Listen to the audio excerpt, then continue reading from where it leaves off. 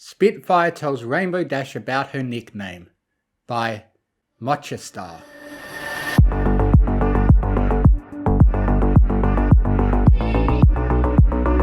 Alright team, let's head in and get some chow, Spitfire said loudly and proudly. She singled out Rainbow with her foreleg and waved her over. I have to talk with you about something. Come on, fly with me. Rainbow maintained a casual expression, hiding the screaming and internal doubts and fears that reared their head when she became anxious. Sure thing. You know, if you wanted stunt advice, you just could have asked, Rainbow said with false bravado. Spitfire flew toward the administration building and landed outside, pushing the door open with her left foreleg. Follow me, she commanded.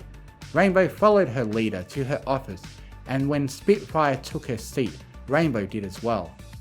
I see you're really fitting in with us on the team. You know how to do the stunts, you learn to control your contrail and change it from your namesake to the standard Wonderbolt smoke trail. I think it's time you learned how I got my nickname. Rainbow sat up and paid rapt attention, eyes forward, eyes on Spitfire's muzzle, and her tail curled around herself.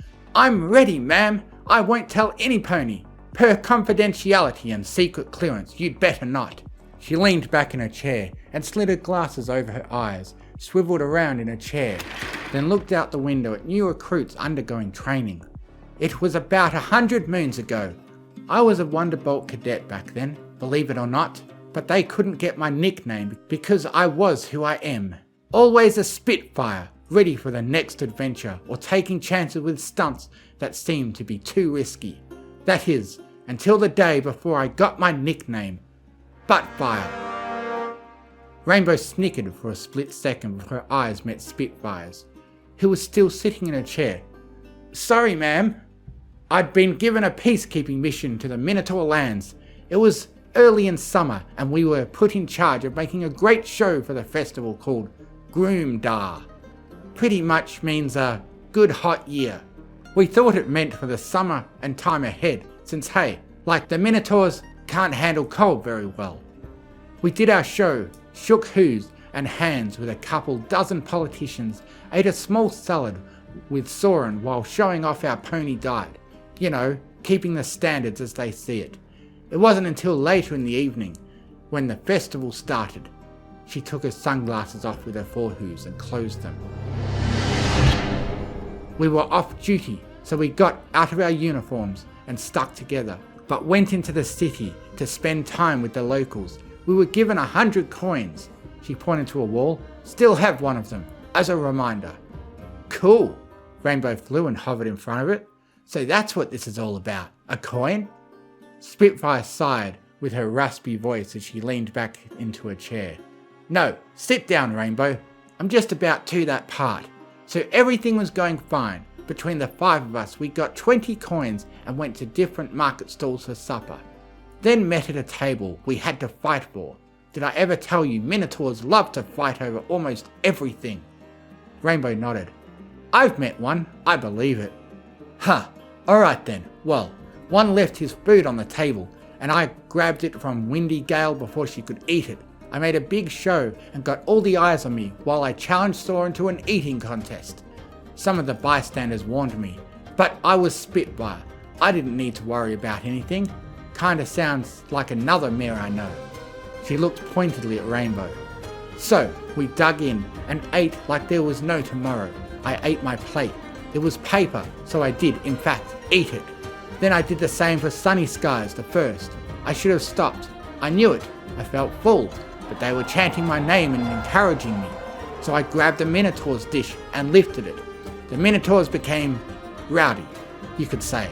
A lot were encouraging me. Some were shaking their heads and miming pain. I ate the thing in 4 bites. By the time I got to the 3rd bite, my stomach was gurgling, my throat was burning, and my tongue felt like I'd just decided to try a hot cola's chewing gum. The last bite I stuffed more on instinct because I thought it would douse the fire that had started. She looked sternly at Rainbow.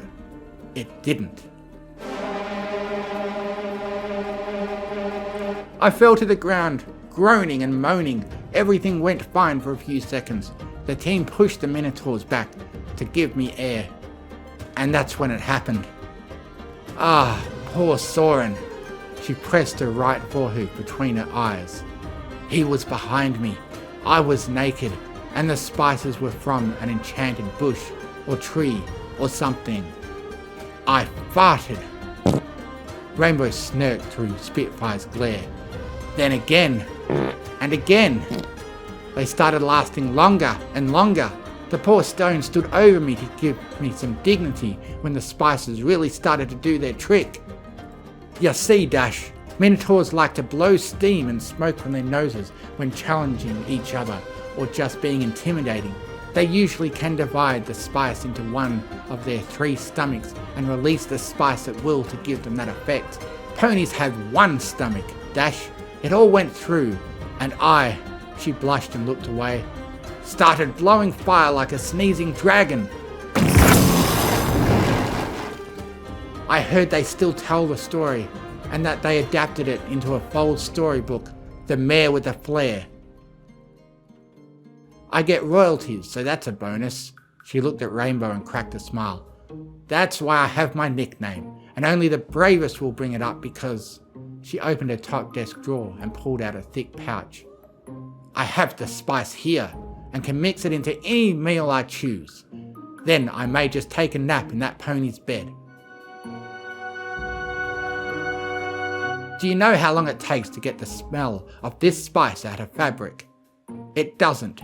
And if you think about telling the story, you might just find some in your chow. Then you know what? What's that, ma'am? The last mare that did it was stuck in a full body hoof and wing cast, drinking through a straw. That's why you don't mess with Spitfire. Okay, Dash? Yes, ma'am. Good. Dismissed. Crash.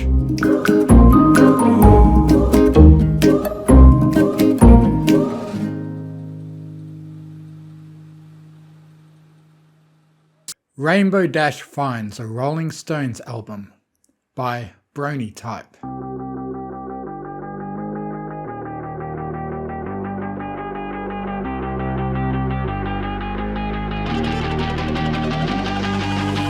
Rainbow Dash let the early morning wind ruffle her hair as she glided lazily above the still waking town of Ponyville. She was just about to come in for a landing when... Ouch! What the hey? Something thin hit her in the head, sending her spinning towards the ground. Looking up while she rubbed the back of her head with her hoof, she saw an opening in the sky. Through it, she saw a weird hairless biped. It said one thing: shit! Then the opening closed. She glared at the sky, biting back curses, before looking down to find what had hit her. She saw a square piece of cardboard. Printed on it was a weird distortion of a cake, consisting of a tire, a pizza, a clock, and a film canister. Held above, a record and adorned with what appeared to be a miniature band of the same hairless bipeds. Humans, she believed Twilight called them. The only words printed were, "Rolling Stones, let it bleed." Huh? Weird, but cool. Picking it up and turning it over in her wings, she discovered it was a sleeve of some kind. She decided to check what was inside when she got home.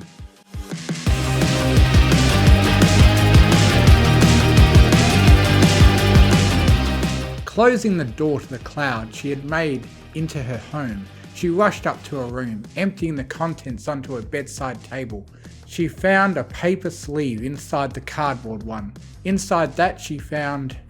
a record? It's music? She looked at her own player on the other side of the room. Should I? It did fall through that hole. I should probably give it to Twilight for study. But I'd probably never see it again. But on the other hoof, multiverse music. She thought for a moment. She got an idea.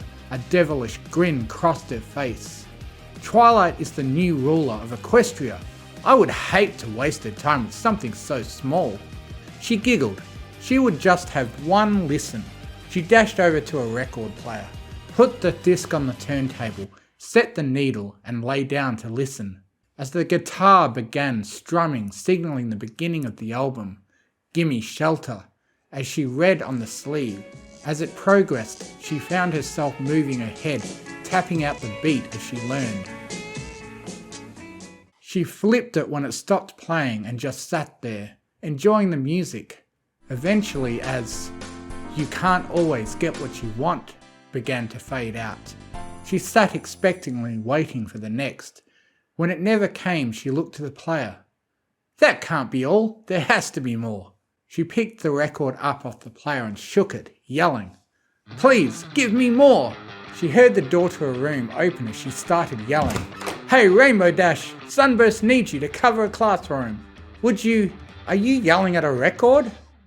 It was Starlight Glimmer. The purple unicorn held her hoof to her mouth, stifling a laugh. "Have you ever heard of knocking?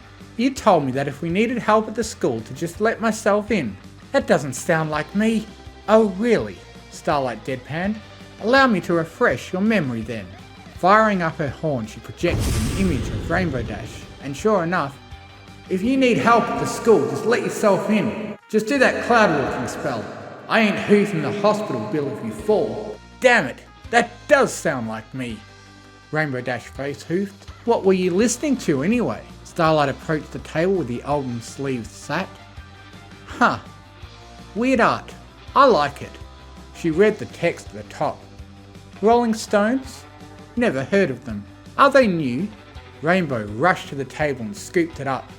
"It's nothing." Starlight gave her "Oh really" look. "Uh-huh. Rainbow, you're a terrible liar." "Am not." Starlight smirked and raised an eyebrow. Rainbow groaned. "I just admitted that was a lie, didn't I?" "Yup." "Ah! Promise you won't tell Twilight?" "Rainbow, do it!" Okay. Cross my heart and hope to fly. Stick a cupcake in my eye." Somewhere across Ponyville, Pinkie Pie sneezed. "Okay," Rainbow breathed out deeply. "A human dropped it through a hole in the sky." "What?" Starlight's tone was deadpan. "Rainbow, have you been in Berry Punch's special cider again?" "That was one time for Celestia's sake." She shuddered at the memory of that little escapade. "And no." Well, if that's true, shouldn't we talk to Twilight?" She faltered at Rainbow's glare. "Or not." Rainbow got an idea. "Hey Starlight, you're good at magic, right?" Starlight sighed. "What do you want? Could you get me in touch with that human? Maybe it could get me more." "You're asking me to open a rift between worlds for the sake of music? That sounds really dangerous and ill-advised. I'm in, on one condition. Just say the word. Cover for Sunburst for the week." "Done." "Great. I'll need some chalk. There's some at the school."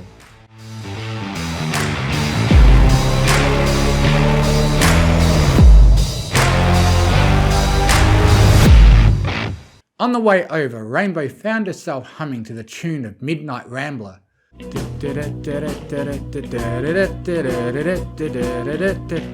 Starlight eyed her strangely, confused about the unfamiliar tone.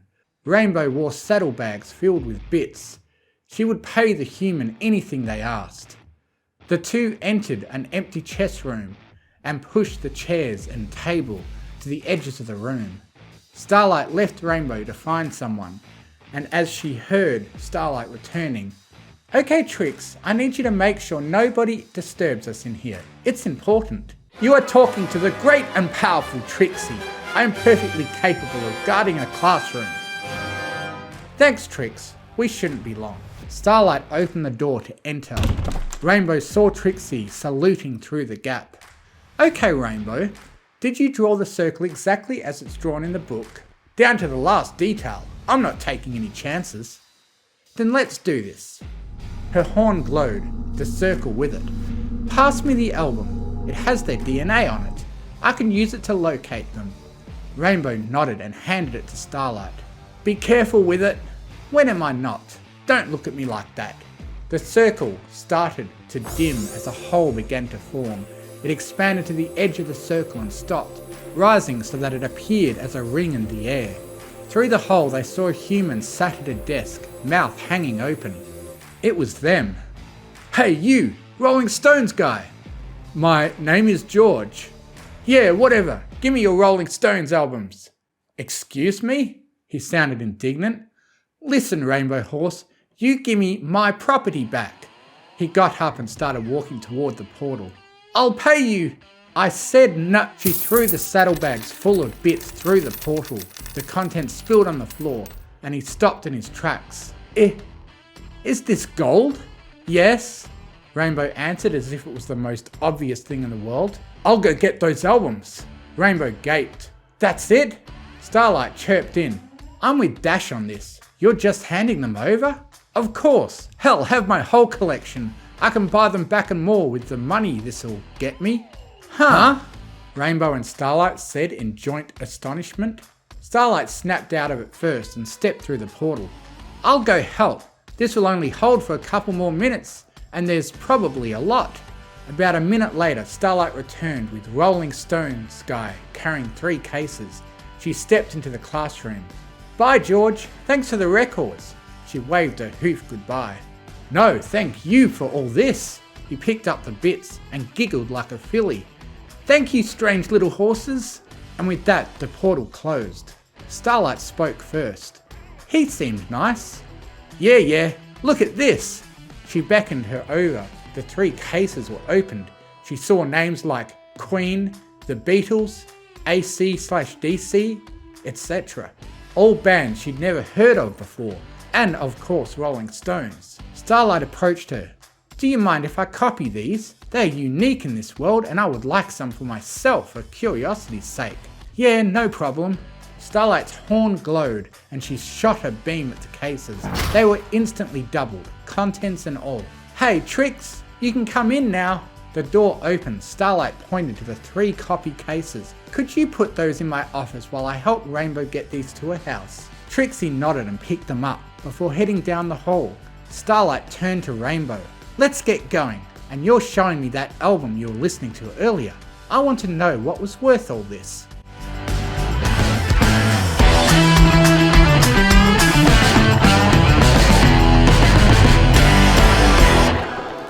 The album trailed off as the needle lifted. Starlight sat there, wide-eyed. Rainbow? Yes? That was worth it. Palette Cleanser by Aurora Dawn. Spitfire sat at her desk, sighing. More grant applications, more insurance forms, more vacation requests. Scheduling was always a nightmare, and that would have to come next. Never mind all the training paperwork. She glared at the particular stack of forms to her left, hoping that if she might frown just a bit harder, the miles of record keeping would vanish and unmake itself from the universe. Who even checked all this stuff? It was only useful whenever a Wonderbolt got into a major accident, and since ponies were basically indestructible, that had never happened. She snorted. The closest they had come was about a month ago, when Fleetfoot and High Winds had plummeted directly into the ground together. Spitfire shook her head. Practicing a 2-wing 8-hoof triple barrel and we got disorientated, Fleetfoot said. But Spitfire knew it was more like a Pegasus with 2 backs maneuver, and they got distracted. Still, the 2 mares had head dived directly into a boulder, accelerated from 3,000 feet, and left with sore noggins and blushed cheeks. So why the buck was she filling out insurance forms? How much had they spent on insurance? The only claims they'd ever made were for property destruction, and even then, most of those had been forgiven because they involved... The door clicked and swung open, and Rainbow Dash flew in. She was wearing her training suit, her goggles slipped up and holding her ears back. Her eyes were squinted, distant, and she made absolutely no gesture or noise to indicate that she had seen Spitfire at all. Spitfire's office was not used for shooting the shit. If a Wonderbolt were to enter without being summoned, it usually meant that an incident that would involve even more of the damned forms and reports had happened. For this reason, Spitfire only looked quizzically at the distracted mare across from her, waiting for the awkward, "Hey, so, saw and accidentally leveled a school again," or something like it to issue from her mouth.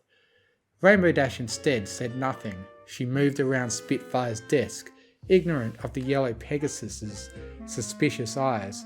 Her mouth was set, her expression some paradoxical combination of deep thought and utter emptiness. She reached a particular cabinet behind Spitfire's desk, a plain but well-made thing, made of dark oak and brass fastenings. It was not the filing cabinets that held any of the confidential information, or the storage closet that held crates of useless insurance forms, and so Spitfire continued to watch silently. A cyan hoof reached out and tugged at the handle, finding the door to be locked hard. A second tug came, just in case. But the heavy cabinet stood firm, and a slight grimace formed on Dash's brow. Before a smirk cracked that hard-set lip, she turned her head, bit a single purple hair, and yanked, wincing as she plucked it out of her scalp. Spitfire watched while Dash slowly started chewing on the strand of mane, more curious than upset. Frustration could come later, after she figured out what in Celestia's name Rainbow Dash was doing. A minute passed while she ruminated, and neither said anything. Finally, Rainbow Dash picked the hair out of her mouth with her wingtip. Where Spitfire could see, she had twisted the hair over itself and bent it into several sharp angles, culminating in a single knot at the end.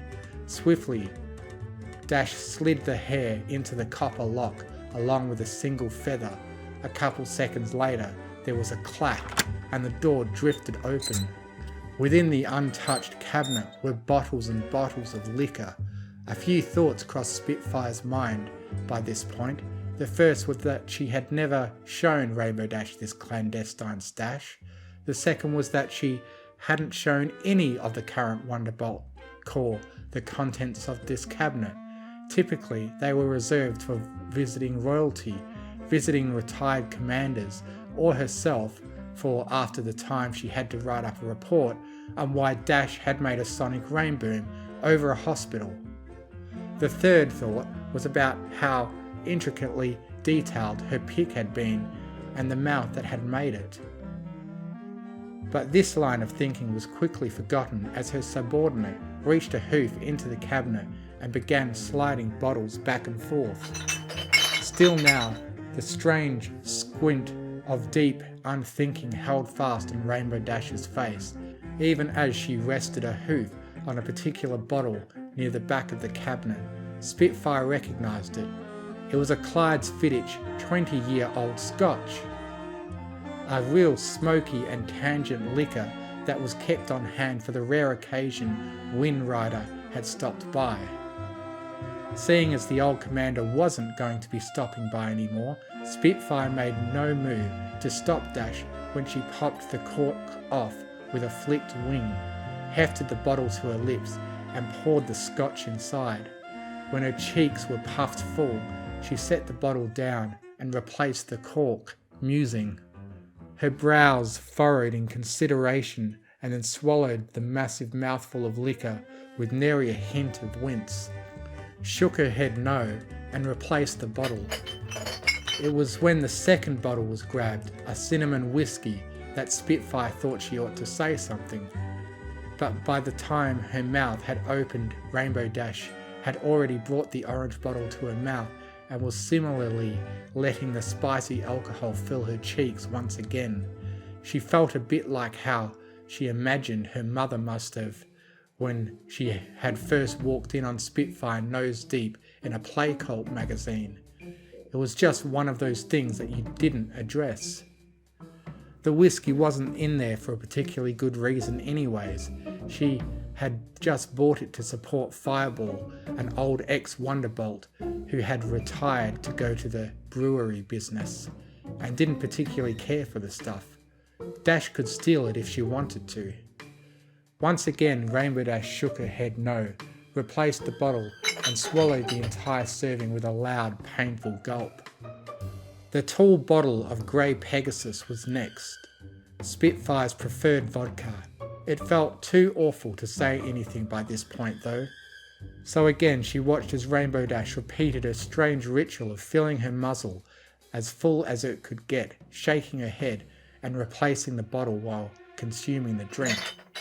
After this one, she thought to herself, finding herself now curious as to which particular liquor Rainbow Dash would finally approve of, as she hefted a squat bottle of Apple Family's estate rum to her lips. Surprisingly, when this mouthful had been put away, Rainbow Dash's face lit up in satisfaction, and the squint in her eyes finally started to leave. Spitfire opened her mouth to comment on this, but Rainbow Dash threw the cap behind her and tilted her head back, chugging the amber liquid down. Gulp after gulp came as Spitfire watched the bottle magically change from rum to air before her. Within, she made a note to suspend Dash from any flight exercises for a week, and maybe get surprised to haul her home once she was back from her patrol.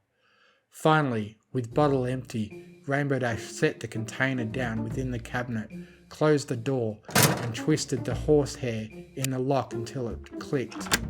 She turned and, seemingly for the first time that day, noticed Spitfire. "Oh, hey boss." "Hi, Rainbow." Dash belched, her eyes now half closed again, but more so in pleasant respite than a 1,000-yard stare. Dash wiped her mouth with a hoof, staring at the door which still stood half open. "Swallowed a bug," she said, continuing to rub her mouth. Spitfire realised. Rainbow Dash had been on the team for quite a while, but there was still time for firsts. They had all had their moments when a big flying beetle found themselves in the way of their flight paths, and she didn't blame the mare for wanting to clear the memory as much as the taste. "Oh yeah? When flying?" "Oh, there you are, Rainbow." Spitfire turned to the door to see a huge green changeling with vibrant orange horns and purple wings waving at them while beaming. "Oh, hi, Spitfire, right? Rainbow's been giving me a tour of the facilities. She, went to freshen up a bit and I lost her." Spitfire turned back to Rainbow Dash, who was still rubbing her mouth and looking at her out of the corner of her eyes. "If you're ready, we should carry on. I need to be back in Canterlot for the summit by nightfall." Rainbow Dash nodded, flicked her hoof towards the cloud, and started flying to the door. Spitfire just blinked. "When flying, Dash?" The door closed. A Taste of the Rainbow by Name Undetermined. Anon gave a soft sigh as he sat on the shore of the lake just outside of town, bathing in the sun's gentle warmth. He was dressed in a simple breezy t-shirt and a set of shorts, a pair of flip-flops adorning his feet, the same ones he had been wearing about 6 days ago when he had found himself plucked from his weekly walk down to his favourite hangout spot in the park. Of course, it had been a big shock to him that he was no longer even in the same world he knew, much less now inhabiting one populated solely by adorable little pastel equins.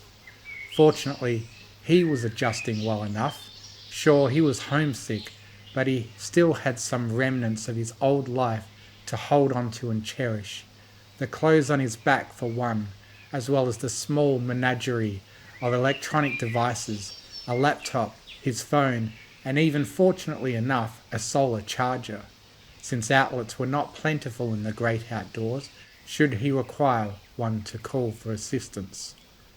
But what had really been helping him through his tough time was something maybe a bit more silly to some. He had packed a few snacks in his bag before leaving that day. Some sweet, some salty, some pleasant things to nibble on while he was enjoying nature and maybe doing a bit of work on his laptop in the open outdoors. And as well, corny as it might sound, having some of those comfort foods to enjoy was certainly helping him cope a bit, allowing him to imagine, even if just for a moment or two, that he was back home and simply enjoying a day in the outdoors like he always had. As such, he had been carefully rationing them, eating the ones he enjoyed somewhat less first, and even then just a little at a time, to make sure that they lasted as long as they could. He was actually enjoying one such snack right now, slipping his fingers into the somewhat crumpled, waxy plastic bag to pull out another of the treats when he suddenly, in a small cloud of tossed sand, a rather perky blue posterior sporting a rainbow tail was suddenly sticking out from the sandy shore of the lakeside, wiggling and grunting muffledly as its owner did their best to dislodge themselves from the situation. "Hey Dash," he said with a small sigh, getting up and walking over. Such predicaments were not the most uncommon sight since he had arrived, and he had been here at least long enough to simply get with the program and help a mare out. He gripped her by the sides of her barrel and firmly tugged, assisting her in popping her top half out of the sand's grainy clutches. She looked back at you with a small, slightly irritated pout before shaking the sand out of her coat and giving a more thankful smile. "Thanks, Anon, but I would have gotten out fine myself in a minute or two," she said as she ran her hoof through her mane and knocked it against the side of her head a few times. A bit more sand pouring out of her ears, she winced slightly. "Of course you would have. Now, if you'll excuse me, I have a snack to get back to," he said with a small huff as he trotted back over to his comfortable folding beach chair and reclined once more, popping another one of the little candy morsels into his mouth with a satisfied hum. But it seemed that he would not be left to his own devices quite yet. Rainbow Dash trotted over, peeking over the side of him to look at the little red baggie he was eating from. "Is that another one of those weird candies from back home you're always on about, Anon?" she asked, as she tilted her head slightly. "Skittles. Wait a minute," she said softly, squinting as she leaned in a bit closer to Anon, who raised his hands in a defensive, harmless gesture, his eyebrows raised. "Hey now, I told you when I called you that it was a compliment, and I meant it. These are pretty good," he said as he looked down at the bag, deciding the best way to smooth things over, holding it out to her with a smile. "Here, why don't you try one for yourself? Hold out your, hoof." She hummed in that soft, knowing way suspicious women or mares tended to do, and nodded, slowly shaking the sand off of her hoof and extending it for him to deposit a single red-coloured bead of candy into it. It was marked with a small white S and had a sort of shiny coating. "Huh, looks more like a bead than a candy. Are you sure this is safe to eat?" she asked as she questioningly looked down at the strange little treat. "Trust me, Dash, these things might not look like much, but they bang pretty hard," he said confidently as he popped a green one into his mouth, chewing softly. Rainbow Dash gave the morsel another unsure look before shrugging and popping it into her mouth, chewing slowly. The texture was acceptable, a bit grainy, with a tinge of sweetness to it. The flavouring was definitely artificial. "I mean, it's okay, but I don't see what the big deal..." Her eyes slowly widened as her vision wavered, gradually beginning to fill with soft colours creeping in on the borders of her periphery. Anon, who for some reason was now coloured a dark lime green, stepped in front of her, waving his hand in front of her face, leaving smeared trails of different shades of green in front of her wherever it passed, his voice swimming creepingly into her ears in a slightly melodically distorted tone. "Yo, Dashy, you alright, girl?" "Oh, I'm doing just fine, dude," she heard herself say, practically able to hear the colours in her voice. Wait, did voices have colours? She was pretty sure they didn't before she ate that Skittle thing he gave her. "Bro, this stuff is great." Was that music she was hearing? What the hell were they even singing about? Anon, meanwhile, was trying to figure out what the fuck to do with her.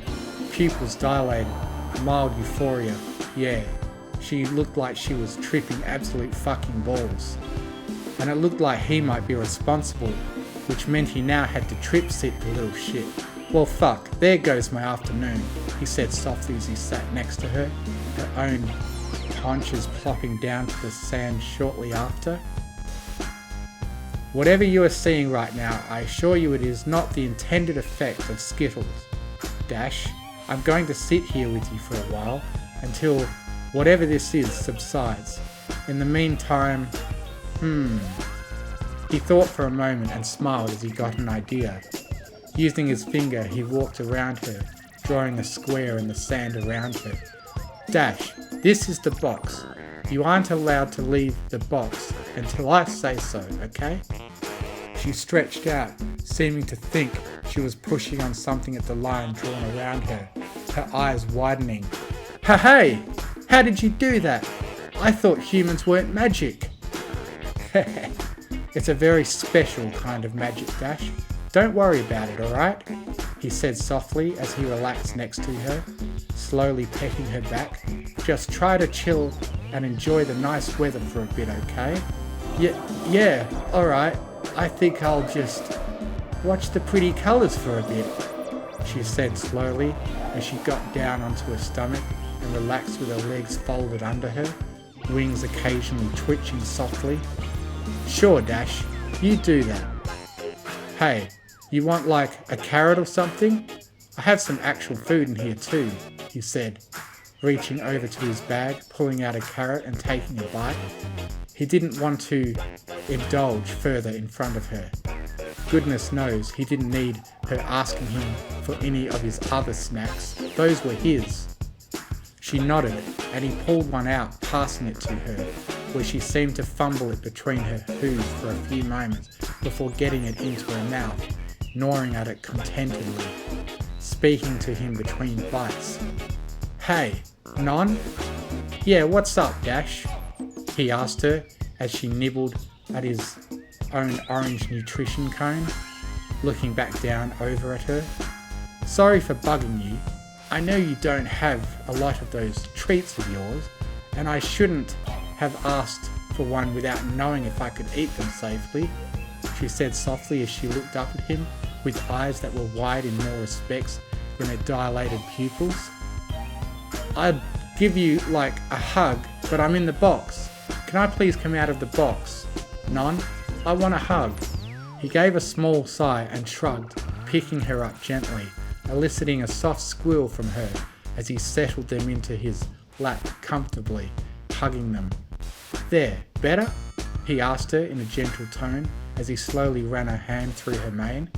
Yeah, better, she said, slowly relaxing into his hand as he stroked the yellow-coloured strip of hair atop her head. Dude, your hands are really good at that. You could like open a pony petting parlour. He chuckled softly at this and shrugged.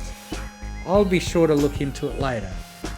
After I can get some test subjects who aren't tripping balls quite so hard, Dash, he said as he looked out over the surface of the lake. And it's fine, by the way, he said, trying to reassure her, as much as he didn't want to share, as scarce as they were. He had gone right ahead and done it anyway, hadn't he? And now he was having a nice, relaxing afternoon with a decently chill pony getting a pet in his lap. He wouldn't be having this chill moment with this chill pony if he had decided to keep his goodies to himself. He probably would have just spent the afternoon alone by himself again. Honestly, he felt like he made the right choice. He looked down at the cyan-coated mare in his lap, who gave a small yawn and relaxed further under his touch. And he felt good. He felt good about being there, making sure her trip was good, about sharing with her even against his better judgment. And as long as she didn't suffer some sort of adverse reaction to food colouring or something, he was fairly confident he would feel just as good about it tomorrow. But he could think about that later. For now, all he needed to do was sit and watch this little pony in his lap. Well, there goes his afternoon.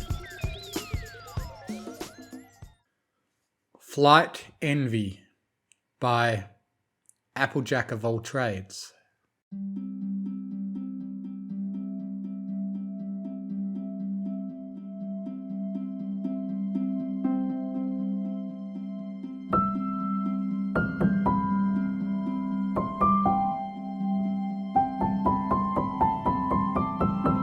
Do you ever feel like you were born wrong? Huh? I mean, I don't know. Sometimes I feel like I was meant to be a Pegasus, like you. Oh, maybe. Rainbow craned her neck over to Fluttershy. Seriously, I've had dreams where I was a Pegasus soaring through the sky as fast as the wind itself. She gestured up to the sky with a hoof and smiled. The wind in my mane, the sun on my body, and the ruffling of wings. She giggled. Fluttershy, I could practically feel it. Fluttershy wiggled next to Rainbow Dash, her wings stretched awkwardly underneath her. I've had dreams like that too, except in mine, I was an earth pony like you, she admitted with a blush. I didn't have to worry about those pesky wings, and I could just live on the ground with every pony else. Rainbow gave Fluttershy a funny look. Well, you could just move down here, she pointed out. At Fluttershy's grimace, she chortled. I'm serious, there's this little cottage at the edge of town that basically has your name on it. Oh, I don't know, I like visiting you, Rainbow, but moving would be a big change. Rainbow looked up at the clouds. The grass beneath her tickled at her back, but it felt calming as the wind softly blew her mane around. You see that cloud up there? A white tuft floated in the sky. Fluttershy nodded. It looks like an eagle, Rainbow said with a smile. I think I could be a good eagle. They're awesome, like me. Plus, they're great flyers, and I think I'd be a good flyer too, if I had wings. Maybe. Rainbow snorted. Maybe? Come on, I'd be great and you know it. She rolled over onto her stomach and propped herself up. I mean, I'm fast, have good reflexes, and I totally have the awesomeness to make a good flyer. With every new adjective, she struck a pose, which made Fluttershy giggle. Right? The yellow Pegasus nodded. Right. Rainbow grinned and looked down at Fluttershy. She was so quiet all the time, but she was Rainbow's closest friend, and her only friend really. Plus, she was a Pegasus. She was so lucky, and she didn't even know it. Sometimes, Rainbow thought that Fluttershy would really rather be an earth pony, like in her dream, and not as a joke or anything. How could she not want wings? Rainbow stared at Fluttershy, who stared back with a tiny smile. Rainbow shook her head, then offered a hoof. Come on, get up, you're going to show me how to fly. Fluttershy blinked. What? But you're an earth pony. I know, Rainbow responded with an eye roll. Obviously I can't fly, but you can show me like you were teaching me how. Fluttershy took Rainbow's hoof and used it to help herself up. Okay, I guess. She knew that Fluttershy wouldn't understand, but Rainbow had to know how it felt to really fly. She trotted eagerly as she followed Fluttershy to a flatter area of the clearing. Fluttershy flexed her wings awkwardly at her side with a slight frown. I'm not sure how to do this. Rainbow gawked. What? But you fly all the time. I know, Fluttershy mumbled, but I've never had to show any pony. Rainbow whined. Oh, come on, Shy. I just want to know what it feels like. The Pegasus looked back at her wings, then squinted. Okay, I'll try. Yes! Rainbow cheered. If she could get Fluttershy to like flying more, then at least she had that. Even if Rainbow herself couldn't fly, helping her friend discover why flying was so awesome was pretty much the next best thing. Rainbow grinned as Fluttershy extended her wings to her side. Her wing feathers ruffled in the gentle wind. Soft yellow primaries danced with the breeze as long, flight-ready wings prepared to take the Pegasus to the sky. Rose-red eyes drifted over Fluttershy's wings. Every feather fell perfectly into place, and Rainbow knew then that Fluttershy took expert care of her wings. Fluttershy glanced at Rainbow, then took a short gallop forward. Her wings beat strongly once, sending a gust of wind that pushed Rainbow's mane back for a second and sent Fluttershy up into the sky. Rainbow gasped in awe. She knew that Fluttershy wasn't the most graceful of flyers, but she gawked anyway. Fluttershy seemed unsure of what to do once up in the air, so Rainbow wordlessly gestured for her to keep flying. Though a bit slow and awkward at first, Fluttershy flew back and forth above an awestruck Rainbow. The Pegasus loosened up with every turn, her smile widening until finally she flew smoothly, the wind blowing her long mane everywhere, only further framing the Pegasus in a light pink canvas. That look of bliss on Fluttershy's face as she flew was what Rainbow wished she could feel. It just looked so freeing, so liberating, so fun. Even though she had never flown before, Rainbow felt grounded. Watching her friend have fun in the sky made it almost bearable though. She hoped that Fluttershy could at least learn to make the most of it. Rainbow settled back down on her side as Fluttershy giggled, now flanked with birds. Fluttershy's wings flapped in a different pattern than Rainbow thought they would. Maybe it was because she wasn't a very experienced flyer, but her wings beat a lot more often than Rainbow would have guessed. Then again, what would she know? She watched as Fluttershy continued to giggle as she flew. With each passing moment, she eased up more and more, and even as ungraceful as she was a lot of fun to watch. The midday sun behind Fluttershy made her seem like she was glowing, like some kind of angel. Rainbow grinned, her gaze softening. Yeah, she definitely was like an angel. Maybe she could lead her somewhere better. Rainbow didn't have wings, sure, but Fluttershy did, and she could be happy enough for the both of them. Rainbow would make sure of it. If Fluttershy was happy, then hey, Rainbow was happy. Her eyes followed Fluttershy as she descended back to the grass, slightly flushed. As she trotted back to Rainbow, she tried to hide it in her mane. She probably forgot that Rainbow was watching her, which made the Earth Pony smirk. So was that fun? Rainbow asked with a smug look. Fluttershy settled down next to a friend. Rainbow could see the tips of her feathers bristling.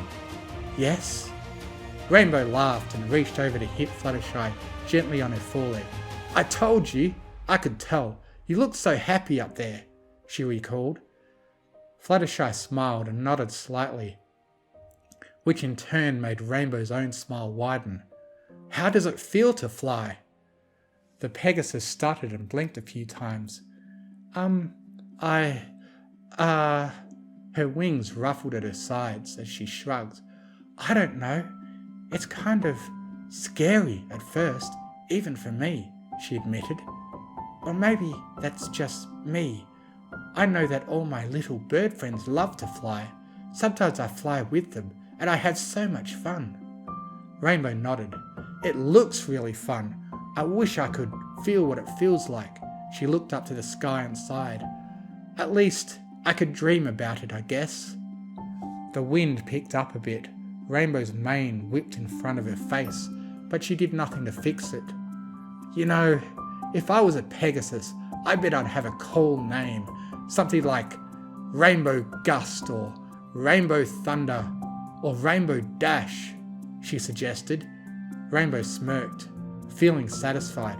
Yeah, I like Rainbow Dash. Fluttershy giggled next to Rainbow.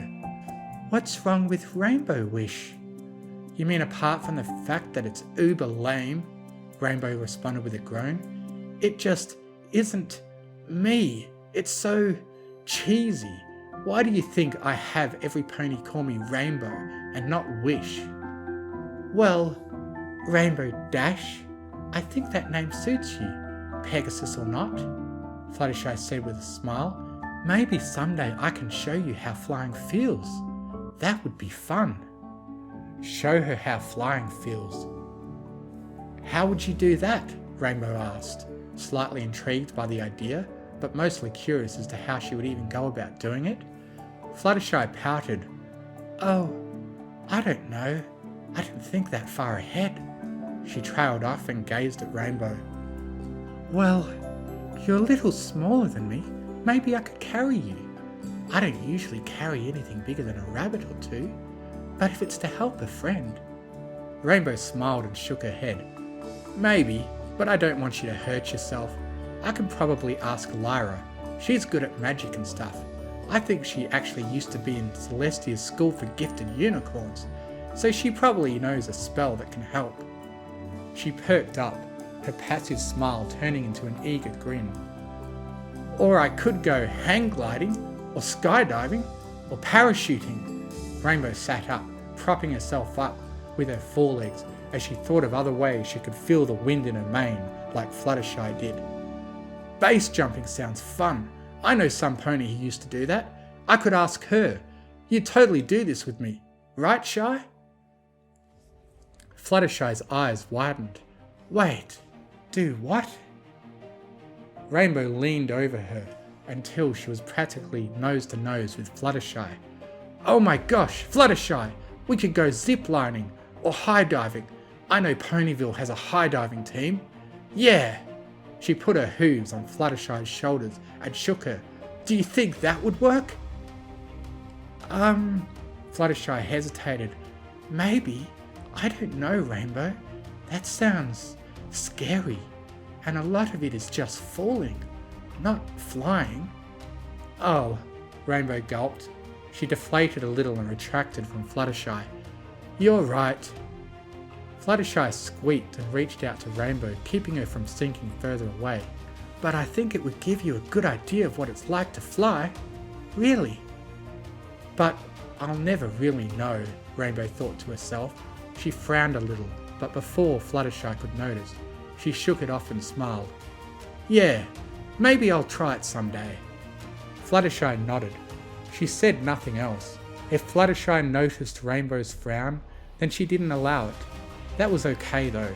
There was nothing more to say, and frankly, Rainbow decided she could definitely use a nap, and hopefully a dream to go with it.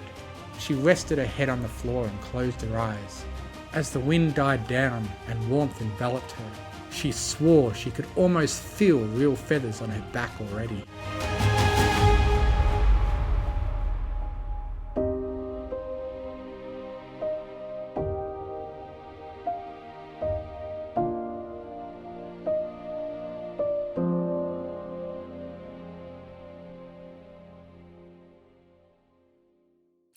Someone Steals Rainbow Dash's NFTs by Present Perfect.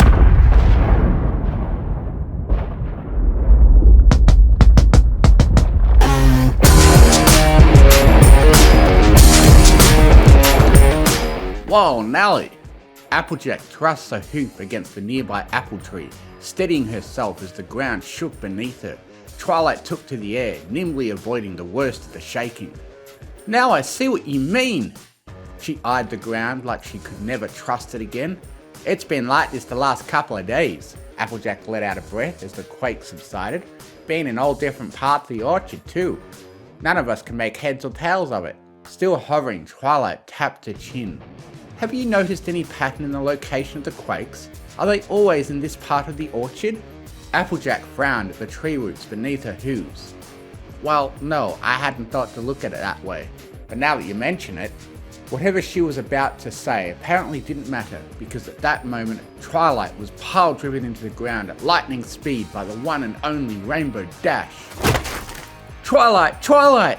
She shouted, though it sounded more like Twirmlurglurk, because she had also face-planted into the soft, supple orchard soil. Said Twilight Sparkle around a mouthful of loam. Once Applejack had helped her to her hoove, she clarified, Get off me, Rainbow Dash!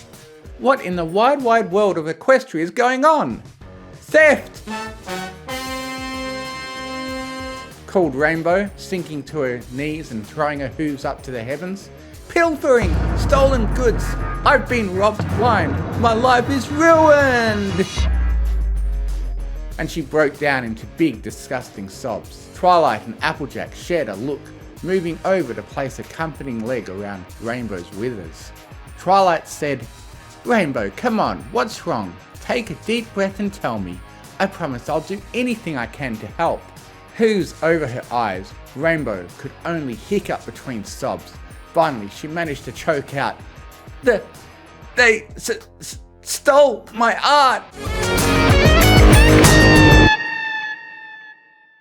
Twilight and AJ agreed they should all find somewhere to let Rainbow calm down. Applejack had suggested cider in the barn. By the time Rainbow Dash had asked for a second mug of cider, Applejack figured she was feeling calm enough to milk the situation for a free taste of the good stuff. But could she really blame her friend? It was good cider after all. "Now start from the beginning," said Twilight, taking a seat on a hay bale across from Rainbow. "I never knew you were an art collector." Rainbow took in a long breath, had another pull of cider, and breathed out. "Yeah," she said, voice trembling. "Just recently, I've started investing my crypto into minting NFTs on the blockchain." Twilight looked at Applejack. Applejack looked at Twilight. AJ was pretty sure her friend's eyes had swirling spirals in them. "What?" she asked. "Did any of that mean exactly?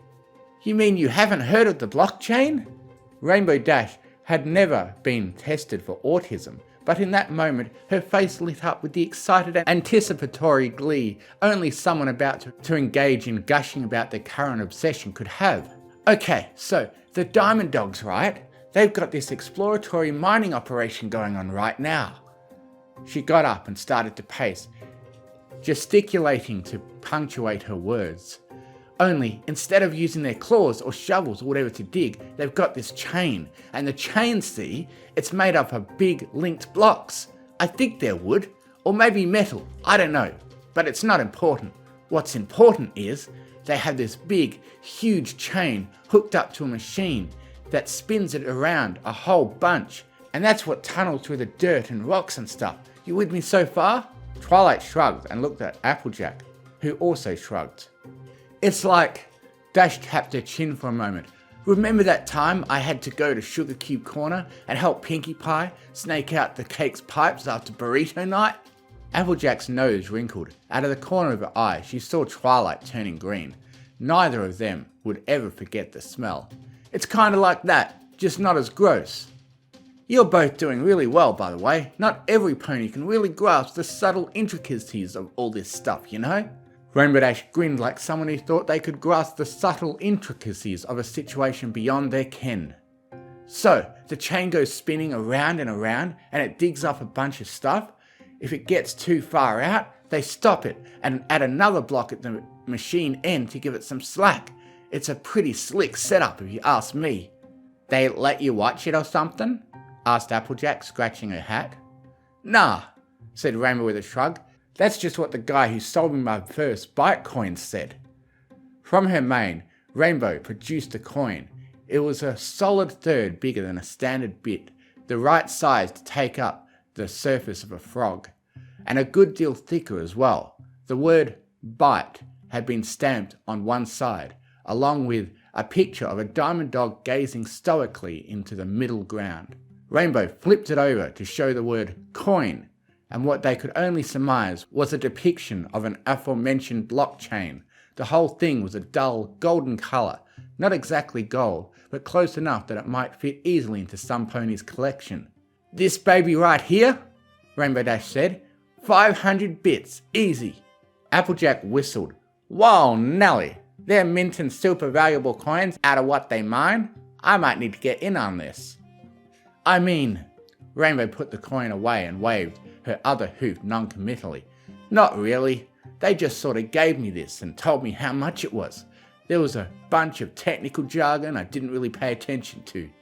"Alright," said Twilight, in the manner of someone not alright with anything, let alone the status quo. So the Diamond Dogs are digging up coins or something in the middle of nowhere. How does this relate to your, what was it? WTFs? NFTs. Dash rolled her eyes. That stands for non-fungal tokens, because they don't have any fungus or mold growing in them. That's very important. This last bit she said as though she understood fully what it meant and therefore had a keen grasp of its significance. Said Twilight. Okay, so they're giving out wooden tokens that are clean. No, not wood. Rainbow poked at the floor a bit. How to explain it? Like, okay, you know how I said this was all about art? AJ and Twilight nodded. So the art is stored in a warehouse somewhere. I don't know where. It's the NFTs that are important here. She stood and began pacing. They're like a spot on the list that tells you what art you own. She stopped and jabbed a hoof at them. This is very important. The NFT tells you that you own a piece of real-world art in a warehouse somewhere that the Diamond Dogs are keeping safe for you. Or they were keeping safe for you, said Applejack, her eyebrow roused. Rainbow winced. You don't have to rub it in. So what happened? Twilight said, her attention focused on Dash. Did some pony break into the art warehouse and steal it all? Rainbow Dash sighed. She groaned. She all but swooned from the drama. If only, she moaned, then it would still be unique. She heaved a great sob from deep within her core. A single tear tracked down her cheek. They took a picture of my art! Applejack glanced at Twilight to see her wearing the same frown as herself. Not sure I'm following you there, said Twilight. How are you going to show other ponies what the art piece looks like if you don't have any pictures of it? The grinding of Rainbow's teeth became audible. That's not the point! Who cares what the art looks like? The point is I own it! Me! Rainbow Danger Professionalism Dash! Not some random pony with a camera! AJ and Twilight were pretty sure they could see steam escape from her ears. And now they're out there spreading their horse apple photographs around, which means my art isn't unique anymore. I may as well own a hole in the ground. And with that, Rainbow Dash collapsed into crying once more. Twilight seemed to grow sad right alongside her, though the confusion was clear on her face. Applejack held out a hoop to stop her from going to Dash's aid. Now, let me get this straight, Sugar Cube, she said. You're upset on account of the Diamond Dogs gave you some coins they dug out of the ground with some kind of giant industrial sewer snake that you then spent to put your name on a dang list that claims you own a piece of art that just anybody can go gawk and take pictures at, and now you're out 500 bits. Probably more like 2,000, Rainbow said with a sniff. God darn it! Applejack doffed her hat and slammed it onto the ground. Rainbow Dash, you idiot! Ya got plumb hornswoggled. Twilight's eyes grew wide. That had been a lot of countryisms in a row. Rainbow, when you initially bought these coins from the Diamond Dogs, did they maybe mention anything about getting more bits if you brought more ponies into the system? I mean, Rainbow Dash's eyes searched the ground for a bit. Yeah, actually. I'm not really a sales pony though, so I wasn't really planning on doing it. She brightened suddenly. But if you girls are interested... She was interrupted by the sound of Twilight face-hoofing hard. Rainbow Dash, that's the most basic definition of a pyramid scheme. Applejack is absolutely correct. You've been swindled. Rainbow Dash gave her that toothy, excited grin that told you she had only listened to the parts of what you just said that she actually wanted to hear. Wait, you mean they mint NFTs for whole pyramids? I need to get in on that action. I'd love to own a pyramid. Before anyone could continue to inform Rainbow Dash as to just what a dumb, stupid, dumb idiot she had been, an ominous rumble shook the ground. Whoa, Nelly! Applejack raced out of the barn, the other two hot on her heels. Outside, trees jolted up and down, shedding leaves, apples, birds, and two very confused and embarrassed Pegasi. But unlike the previous quakes of that afternoon, the three ponies were forced to hold on to whatever was handy, because, as the previous body of this story has proven, Rainbow Dash was too dumb to remember she could fly, as the ground bucked beneath them like a rolling sea. Trees began to topple as waves of earth grew more and more violent. There was an ear-splitting crack as something breached the surface. "Look!" cried Twilight, pointing to it. High overhead, something long and rectangular did whatever the long, large version of Wibbling was. It thrashed and crashed about like a giant snake trying to escape an unwanted rider. The more it moved, the wider the rent in the earth became. The wider it became, the more trees it swallowed. Rainbow Dash's face lit up, even as she flounced about on the ground like a big dumb blue fish. "It's the blockchain!" The only reason Applejack wasn't weeping internally for the lost trees was because she was certain she was going to die right then. But it was only just. "Gosh darn it, Rainbow!" she choked out. "Your cockamamie chain thing is destroying my orchard!" All of a sudden, the shaking stopped. The giant block snake disappeared into the earth with a soft pachoo sound. Rainbow dashed out and scooped up the tiny, shiny object it had dislodged. Then she started doing that annoying thing where she dances in mid-air. "Oh yeah," she chanted. "Oh yeah, I got a Bitcoin. It's worth probably 1,000 bits. I'm rich now. Woohoo!" Applejack surveyed what remained after the carnage. Rainbow Dash danced above a featureless wreck of broken earth. Nothing of the orchard had survived. She pulled down her hat over her eyes. "God damn it, Rainbow Dash!" shouted Twilight. She flew up to Dash and smacked the coin out of her hoop. "Can't you see what your desire for material excess over all else has cost us? Thanks to the blockchain, now there's no fucking trees!"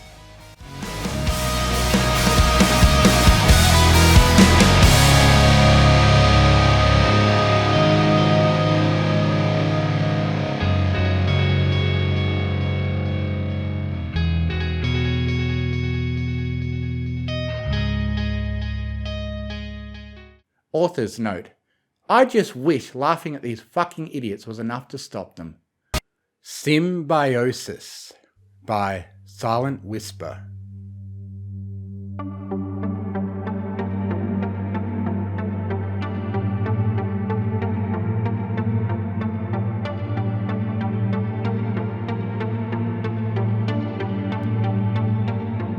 It took a moment for the silence to fully register when Rarity first awoke, but the realization that she was alone was enough to startle her into full awakeness. She blinked a few times, risking a little bit of magic to wipe the crust from her eyes. Her hooves, pleasantly numb, walked onward, and she only stumbled a little bit as her conscious will took control of her movement. A cursory glance around was all that she needed for most of her instantaneous anxiety to fade. The sunlight was still filtering in through the glass roof and the right side windows, surrounded by a sea of stars. She was safe, and more importantly, she was still going the right way. All it had taken as a filly were a few horrifying rumours of ponies getting turned around for the fear of the light on the left to settle in. If it was on the right, then she was right. All right. All right. She smacked her lips and trotted over to the right, keeping a steady pace forward as she did so. A strip of panelling chimed pleasantly as she walked over the pathway, tilting back her head. Rarity opened her mouth as a trickle of water dripped from a pipe above her, matching her pace perfectly so she could drink. Some landed in her mouth, rinsing the taste of the previous night away, but most of it landed on her back. Humming to herself, she stepped off the water path and looked around. It really was quiet when no pony else was around. The hallway sloped almost indiscernibly upwards, both behind and in front of her, shrouded in a mist that kept her walk pleasantly humid. Ugh, it was going to be a boring day, really, if no pony else was around. Had she fallen behind? She tried to clear her head, focusing on how she felt. No, her energy levels were fine. Better than usual, actually. She must have kept a fantastic pace during her rest. Was every pony else just... Out of the way! A hoarse shout cost Rarity a few missed hoof steps before she regained her steady, even gait. She looked back to see a pair of ponies moving rather urgently towards her. "Move it, Ivy!" wheezed the stallion of the two, propping up the breathless mare next to him as they awkwardly shuffled past her. "Roseluck here's going to pop any minute!" Ivy. Rarity made a face. They made it sound so dreadfully common. At least her plant wasn't of the fruiting variety. She could see the grapevines winding their way around the stallion's limbs, making his trot an awkward, uncomfortable-looking one. "Best of luck," she said after a moment, watching the pregnant mare waddle as fast as she could into the brightly lit fog ahead of her. She mostly meant it too. Foal birth was one of the most risky things a pony could do, and it baffled her that mothers who survived the process often decided to do it again. But she supposed it was in the best interests of pony kind that they continued to have foals. Many didn't make it after all. Many couldn't keep up with the light. She rustled her back gently, enjoying the feeling of cool leaves brushing against her coat. Since the food crisis, after the few months of eternal night, there had been many desperate studies on how to keep equestrians alive when most of the vegetation had died. Her ancestors had been a part of the only one, as far as any pony could figure, that had worked. The few surviving species of plants deserved as much of a fighting chance as the ponies who depended on them after all, and the brilliant plan had been to make the dependency mutual. Sure, it probably had cost them Equestria, wherever they'd left it, but she was still alive. Ponies were still alive, even if they weren't quite completely pony anymore. Muffled hoofsteps sounded from behind Rarity as she perked up. She must have gotten towards the front of the herd then, if ponies were catching up to her like this. Perhaps later she'd slow her pace down and see if she could find where the others were. "Oh, it's just you, Rarity." She looked back and beamed. What fortune! Some ponies she actually knew. "Rainbow Dash, it's wonderful to see you, darling. How have you been? You're looking healthy?" It wasn't true. The chrysanthemums on Rainbow's back were wilting, with most of the petals looking rather shredded. It figured that of all these ponies, Rainbow would get a gorgeous flowering plant, while Rarity was stuck with mere, admittedly attractive, leafy vines. Leave it to a Pegasus to be able to resist the urge to fly while in full bloom. Yeah, look, they were already starting to fade anyway. Rainbow made a face as she matched Rarity's speed. "Did you see Roseluck go by? How many ponies were with her?" Humming, Rarity peered into the mist. Just one was with her, a stallion, also an earth pony, a grape species, if I'm not mistaken. Rainbow scoffed a hoof against the floor. "Ugh, no clue where Lily went then. You sure you didn't see any pony else walk by?" "I did not. It's entirely possible I missed something. If she went by earlier, I did just awaken." Rainbow blinked, frowned. "Really? And you're all the way up here?" She shrugged, staring out the window, watching their reflections against the stars beyond. "I suppose I just walked rather quickly in my sleep. Isn't that what you usually do?" "Why, I'm surprised." Rarity cut herself off before her mouth could get ahead of her brain. Why had Rainbow been behind her anyway? "Sure," said Rainbow after a moment's pause. "I'm the fastest there is. You know that. Every pony knows that. Maybe Lily just went ahead of the other two, and we both missed it."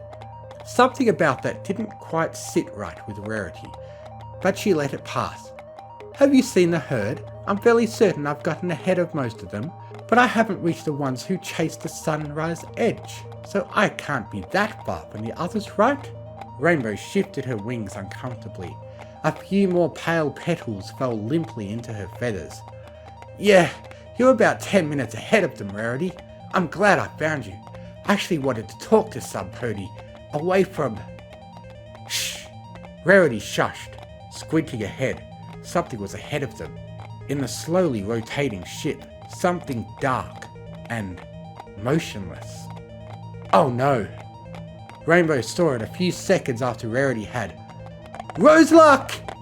The Pegasus shouted and bolted forward, leaving a few leaves in her wake, but her concerns were elsewhere. No, no, no! This can't be happening! Where's Time Turner, Rose? The figure didn't answer, but one hoof shifted slightly forward. It looked, Rarity noted with queasy disgust, as though there was a good deal more fluid lost than there probably should have been. She looked away as she slowly made her way towards the pair, staring into the starry void outside the window, keeping the view from rotating. Why would he... Rainbow swallowed audibly. Why would he leave you? Foal, alive, had to keep moving, gasped a voice, almost too softly for Rarity to make out what was being said. But no, Rose, you can't do this. You can't give up. You can't... She can't get up, darling, Rarity interrupted. Her foal lives on. Maybe it's even a rose bush like its mother. But she can't keep up. And if she can't keep up... She bit her lip, unwilling to finish the phrase. A prismatic blur whipped around Rarity, shredding another fated petal. You're saying we should just leave her to die? Alone? The herd's not too far behind, and the sunset line's under an hour away. If she falls into the dark side of the path, she'll... Rarity sighed. She knows, Rainbow. You said most of the herd's not too far behind. Some pony will stay with her and talk to her, if she makes it to them. It's likely that her last moments will be in the light, with friends. That's more than most get. Yeah, spat Rainbow, because most get left behind if they're too slow. They... How, said Rarity softly as a thought occurred to her, did you know that the sunset line is under an hour away? No answer. She had to tear her gaze away from the window and missed ahead to make sure Rainbow was still with her. The Pegasus refused to meet her gaze. You didn't know where Lily was? Did you just wake up too? But you've always been a fast sleepwalker, Rainbow. She gave Rainbow's back a cursory glance, noted the bulge of roots under her skin, too prominent for any healthy pony. Your plant is sick, dearest. Are you not getting enough energy? I'm fine, spat Rainbow. It's everybody else here who isn't. I needed to talk to you about this, or to some pony. Rarity quirked an eyebrow warily. Oh? Yeah, listen. So this satellite's round, right? A big, giant wheel? Rainbow gestured upwards. Rarity looked and squinted at the angled mirrors that redirected the sunlight towards her above the glass of the walkway. As far as we know, yes. The sunlight reflects in to feed our plants, which feed us. But it rotates, said Rainbow. So we've got to walk to follow the sun. Why? Because, explained Rarity gently, if we sat still forever, we'd die.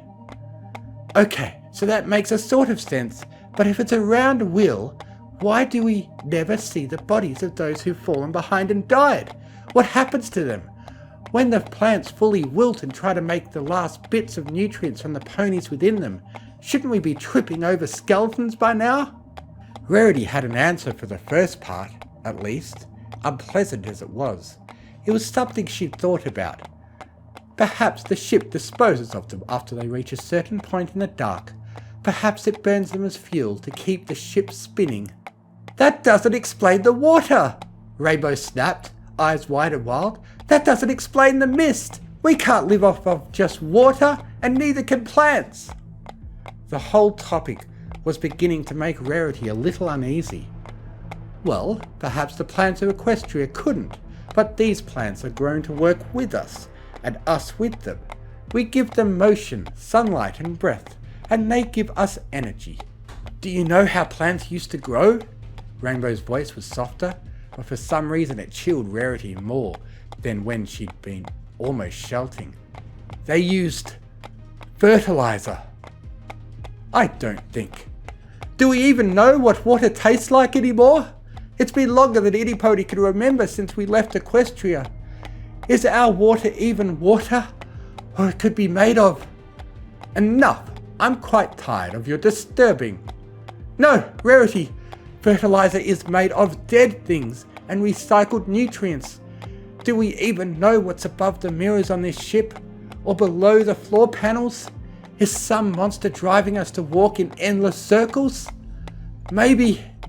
And her voice dropped to a hushed whisper, barely audible over their hoofsteps and the comforting rustle of the plants on their backs. We're being rotated forever on purpose. Maybe some pony or something doesn't want us to see what happens to those who die. Rainbow, this is ridiculous. It's not though, is it? And Rainbow was almost shouting again. Do we know what's in our water? Have we been drinking the corpses of our friends?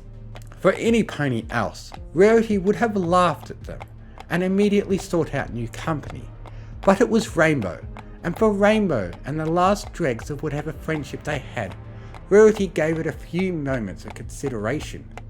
It was ridiculous, of course, but even so... Why? Rarity asked, then paused as she heard her own voice shaking. She cleared her throat before continuing with the answer she felt she had to give. Why would that bother me? Rainbow's jaw dropped. What? How can you? It's a different time, Rainbow. We're ponies, but we aren't equestrians, and there may be none of us left anywhere in the universe. If this is what keeps us alive, then it's rather unpleasant to think about, but we still kept every pony going. Rarity nodded, mostly to herself. Yes, it sounded better, more acceptable when she said it out loud. It wasn't enough to fully convince her, but that'd be a thought for a future time, and perhaps further discussion later on. So, let me get this straight, said Rainbow Dash softly, staring Rarity down. You're saying that eating other ponies doesn't even bother you? Rarity scoffed. Well, of course I find the idea disturbing, but I don't think there's much to be done about it. If that is what's truly happening, honestly, Rainbow, you've gotten yourself so worked up over a theory. I'm sure there's another explanation for where the, deceased have gone. Perhaps it's merely a sanitation measure. She chuckled, swallowing back a strange bout of anxiety. Why, if I give it a bit more thought, I'm sure there's a far simpler explanation for all of this. Yeah, I'd love to hear anything else you've got. How are we still alive, Rez? This is the only explanation I can think of that takes everything into account, and I can't believe you aren't taking this seriously. The only thing worse than Rainbow staring her down, Rarity noted, was when Rainbow didn't look at her at all. Rarity sighed. I am, darling. Truly I am. I admit I don't have a better one off the top of my head, but that doesn't mean it doesn't exist, and I think any answer would be far less horrible than the one you've convinced yourself is reality. She stumbled as an awful thought occurred to her. Wait, you'd fallen behind and your plant is looking rather unwell. How long has this thought been bothering you?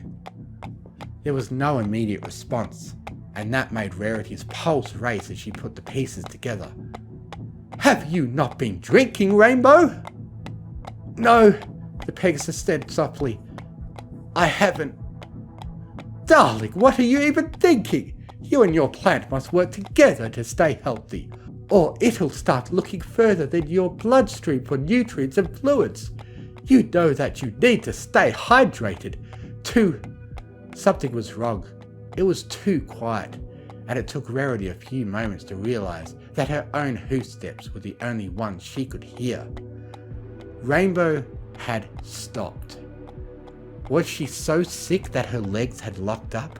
Rarity turned her head and slowed her pace slightly. Are you okay? What are you doing? Rainbow laughed from where she stood and sat down. Joining Roseluck, she whispered and rested her head between her hooves. Not that it matters much, since not even my best friend seems to care that she's eating ponies. Rainbow, come back! We can still talk about this, shouted Rarity, slowing as much as she dared, watching as her friend slowly faded into the mist behind her. Don't give up! You have to keep walking! You have to! But silence answered her, And then there was nothing to distract Rarity from her distressing thoughts but the whisper of leaves against her back as she left her friend behind.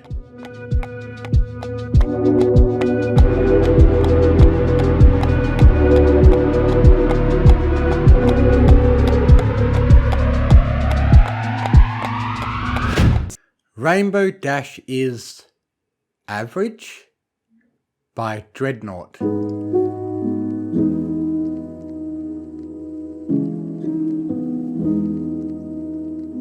On a beautiful summer day in Ponyville, Rainbow Dash lay on a fluffy white cloud. This sight was all too common, as the Pegasus had a reputation for taking long daytime naps, but today the cloud was quiet, without the usual snores that were loud enough to raise the dead. The Pegasus had often been known to lounge around reading or rereading the Daring Do adventures, but both her forelegs hung limply off the edge of the cloud, and she just stared off into the distance. None of the normal hustle and bustle below caught her attention. She just seemed to be lost in thought, something extremely uncommon for this mare who was often chided for hitting first and asking questions later. "Why so blue?" came a voice. She looked up at the figure floating above. "Oh, hi Discord," she said, then laid her head back down on the cloud. "Oh, hi Discord? Oh, hi Discord? Is that all? I, the Lord of Chaos, now merit a simple, oh hi Discord? How are you?" she asked indifferently. "Well, I'm fine, thank you for asking. I'm still getting used to the fact that Twilight now has a castle that literally grew out of the ground last week. And then there's... wait a minute." He pointed an accusatory talon at her. "You still didn't answer my question. Why so blue?" Rainbow Dash sighed. "In case you haven't noticed, I'm always blue." Discord studied her for a moment. "Well, that's easy to fix." He snapped a claw. She looked down at her coat. "I'm yellow? Yes, that's an improvement," said Discord as he rubbed his chin. "But still not enough." A light bulb flashed above his head. He snapped his claw again. Rainbow Dash narrowed her eyes and growled. "What did you do?" Discord pulled a mirror out of thin air. Rainbow Dash grabbed it and stared in disbelief. She was a pale yellow, of course, and now her dark pink eyes shined a bright blue, and her rainbow-coloured mane was a light pink. "What?" Snapping a photograph, Discord proclaimed, "Oh, now you look almost like the best pony in Equestria. I can't wait to show Fluttershy your photo." Rainbow Dash looked him squarely in the eyes. "Change me back now!" He stuck out his tongue. "Oh, you're no fun." He snapped his claws, and the familiar blue Pegasus had returned. "I'm not really in the mood for your antics today, Discord," huffed Rainbow Dash as she rolled away from the Draconequus. He floated into her field of view. "And when are you ever in the mood for my chaos?" She huffed and rolled over again. "Tell me what's bothering you, maybe I can help." He floated in front of her once again. He waited for a moment, then complained. "Oh, come on, isn't telling others your problems something friends do? Didn't some pony write a letter to the princess about this?" A flash later, and he wore reading glasses as he examined several pieces of parchment. "Oh, fine, I'm just bummed out today. I can see that as clear as Celestia's baking sun overhead," he said, wearing sunglasses and a swimsuit while applying a heavy layer of sunscreen. "Why are you bummed out? Twilight went through this portal to another world. There's a whole other Rainbow Dash over there that... Wait, are you telling me that Twilight is out of the kingdom? I could get away with anything and no pony can stop me?" He tapped his claws together and a maniacal grin spread across his face. Suddenly sitting up, she glared at him. "You wouldn't!" He booped her lightly on the nose. "Haven't you heard? I'm reformed." Rubbing her muzzle, she said, "Hopefully this time around." Discord ignored her. "So you're bummed out that Twilight gets to go to this other world?" "Yeah, there's another Rainbow Dash over there that she's met. But she says we can't go visit them because she thinks having two of every pony would make things a mess." Discord rubbed his chin. "So you want to meet a Rainbow Dash from another dimension?" Yeah, that's what I just said, said an irritated Rainbow Dash. You don't think there's another way to meet an interdimensional Rainbow Dash? She thought for a moment. No. Discord looked shocked. No? No. No? Cried Discord as flashing arrows literally pointed at him. You? A bell started ringing. That's right. Now, Johnny, tell her what she's won. A disembodied voice began. Rainbow Dash, you've just won a new you! She cocked her head. Huh? Discord shook his head. Follow me, he ordered as he flew to the ground. A moment later, she was looking up at him quizzically.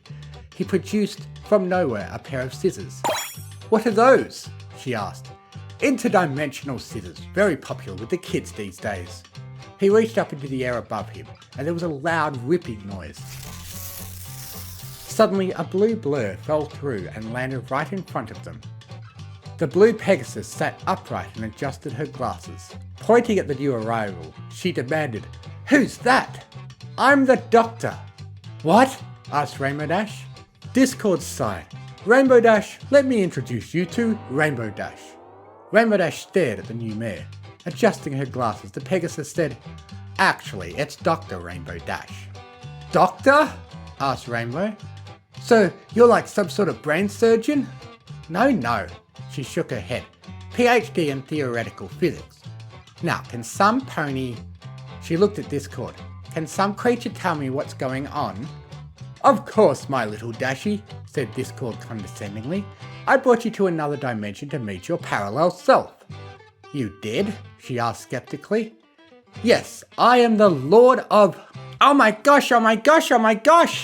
Interdimensional travel is theoretically possible, but developing a practical means is considered impossible given the inadequacies in our understanding of quantum physics, not to mention the engineering limitations in both materials science and power generation. How did you do it? Did you harness the fluctuations in neutrinos to create a transphasmic field? Did you power it with an antimatter-matter reaction? Or is nuclear fusion enough? Can we test quantum entanglement across dimensions? What about... A blue hoop caused her to mumble her next few words. Seriously, I have no idea what you're talking about, complained Rainbow Dash as she removed her hoop and shook it free of drawl. Discord laughed. Suddenly, he was wearing a deerstalker's hat. It's all very elementary, my dear doctor. I use nothing so unbelievable. The answer is chaos magic. He blew bubbles from his pipe. Dr. Dash stared at him. No, seriously, how did you do it? Chaos magic, said an increasingly annoyed Discord.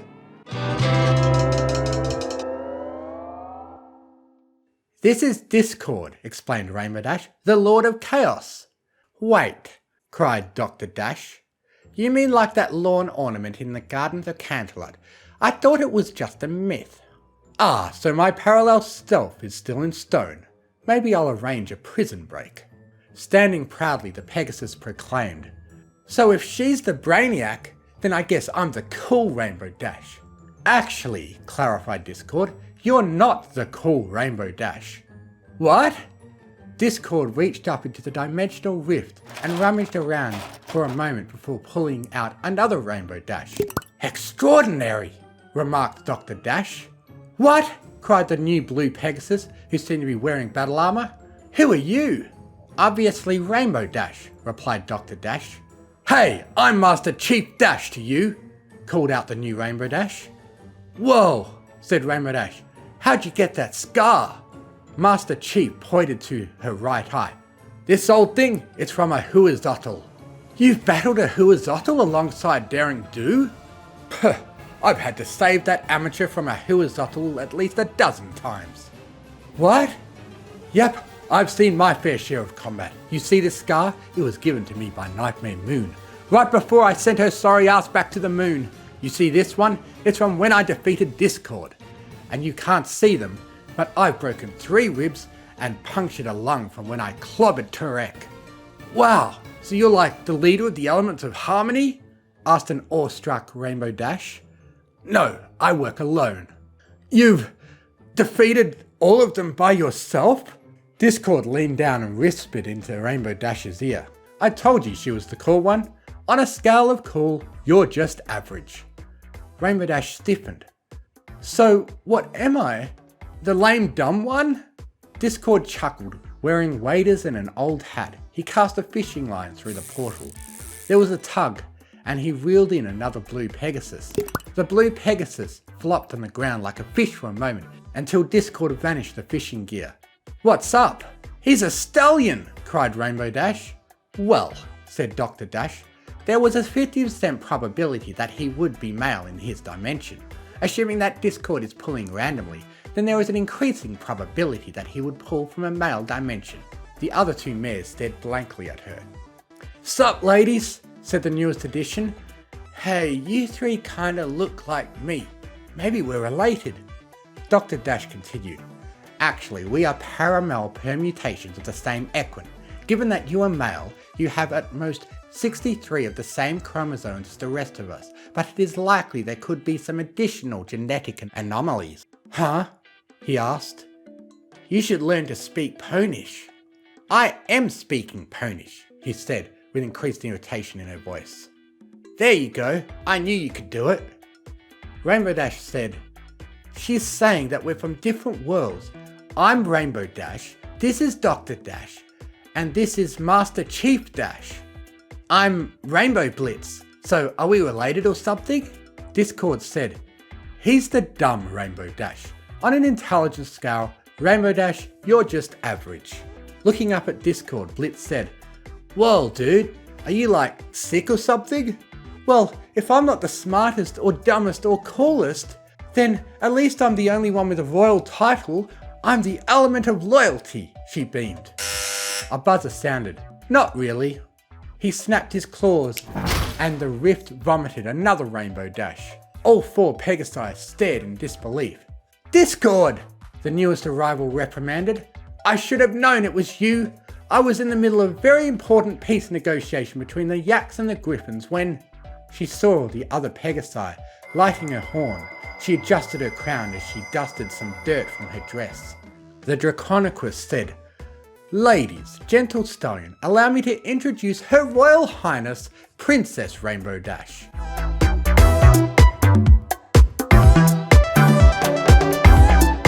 An awkward silence followed as no pony knew what to say.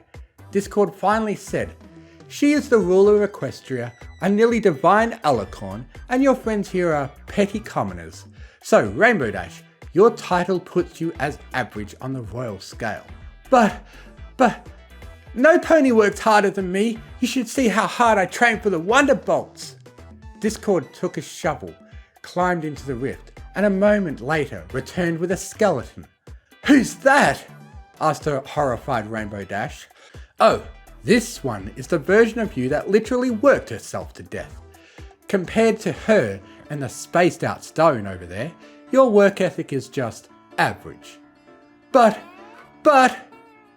oh, we can keep this up. A moment later, a beautiful Pegasus mare in a stunning dress dropped out of the rift. What's going on? I was in the middle of modelling at Canterlot Royal Fashion Show. Now I'm lost somewhere in the country. Another pony dropped through. This one was coloured like Rainbow Dash, but had the build of bulk biceps. Discord smiled. The one on the left is the most feminine Rainbow Dash. The steroid-fueled one on the right is the most macho. Once again, you're just average. What? Another pair dropped through. One was a little filly still in diapers. The other one appeared older than even Granny Smith. Again, Rainbow Dash, you're just average, chuckled Discord. I'm just average? She said, trying to process the revelation as her ego took a nosedive. Yes, cried Discord. Silence reigned, except for the scratch of pencils on parchment. Actually, Discord, began Dr. Dash as she looked at her calculations, you've just disproven your own thesis. He turned to the bespectacled mare. How do you figure that? Well, all you've produced are extreme versions of us, but she is average. She's the anomaly. The top of Discord's head blew at the revelation. What? Because she's so normal, she's abnormal compared to all of us. What? I can prove you wrong. Discord used a magnet and 3 Rainbow Dashes flew through the rift. One was a police officer, the second was a construction worker, and the third was wearing a war bonnet. Dr. Dash just smiled. Discord began shaking the rift like a salt shaker. 7 more Pegasi dropped out. Desperately, Discord looked to Dr. Dash, who merely quirked an eyebrow. Wielding a baseball bat, Discord beat the rift, causing dozens of Pegasi to drop out and onto the ground. She stared deep into the smirking face of Dr. Dash as she took even more wild swings at the rift. Finally, huffing, he landed on the ground and surveyed the crowd. Scores, no hundreds of individuals stared back at him. They all shared confused looks or stared at him like he was a raving lunatic. Ahem, came the familiar voice of Dr. Dash. Like you were saying, Rainbow Dash is totally average. Because of that, she's completely unaverage. Discord collapsed to the ground. A blue Draconicus with a rainbow mane leaned over him. Ha! I thought we Draconicuses were supposed to be tough. I must be at least 20% tougher than him. Rainbow Dash looked over the vast sea of rainbow manes. Turning to Dr. Dash, she said, So, I'm average? She nodded. Yes, and that's what makes you totally unique. Rainbow Dash considered her words for a moment. She shot into the air and spread her forelegs wide as she proclaimed, I'm average!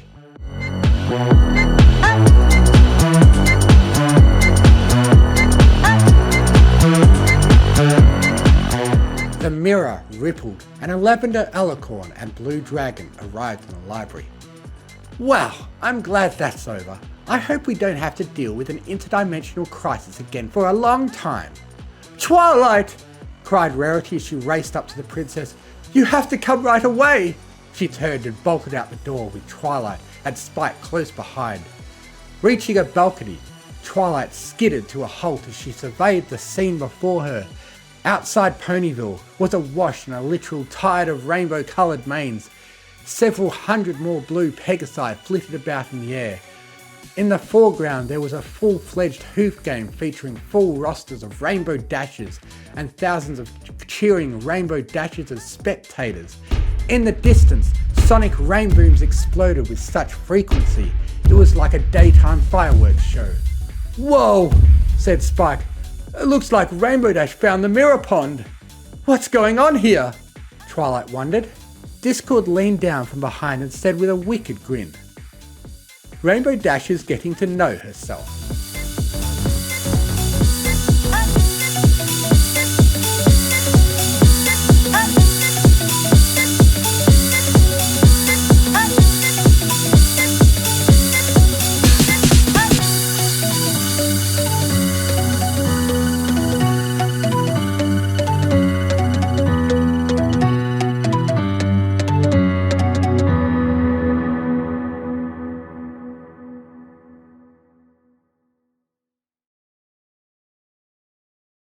A Darling Little Secret by Gusto Starstorm.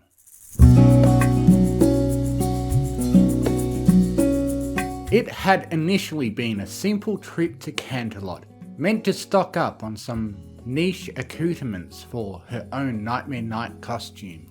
In previous years she had been swamped with orders, as every pony in Ponyville needed a costume. Rarity was often working herself so hard that she rarely partook in the festivities. This year, however, she was ahead of schedule, in part because none of her friends had put in orders. To be fair, one had said they would, but that did not come to fruition. After last year's Nightmare Night was over, the daredevil among them had realised she'd gotten a hole in her Shadow Bolt costume. Naturally, Rarity had offered to patch it up, and even offered to make it better for next year. At the time, Rainbow Dash had seemed so enthusiastic about it. Yet here it was, 1 year later with only a week before Nightmare Night, and she had been nowhere to be found around Ponyville. Nobody had seen Rainbow Dash at all outside of her work hours. Unusually for her, she seemed to be keeping to herself lately, and no pony knew why. Thus, as Rarity made her own way down Restaurant Row, What she thought she had seen had stopped her dead in her tracks. Sitting there at a cafe with some of Twilight's old Canterlot friends was a cyan pony with rainbow-coloured hair. But there was something so off about this scene that Rarity found herself doing a double take. Unfortunately, during said double take, she was spotted. "Oh, Rarity!" Minuet called out, waving to the alabaster unicorn. "What are you doing here?" "Greetings, Minuet," Rarity said, trotting over to the table. "Forgive me for staring, darling. I thought I saw some pony I knew." "It's alright," Lemon Hearts told her before sipping her tea. "We were just hanging out with our new friend, Rainbow Gleam." Rainbow Gleam? Taking a cursory glance to her left, Rarity saw the eerily familiar pony. However, upon closer inspection, the differences quickly became clearer.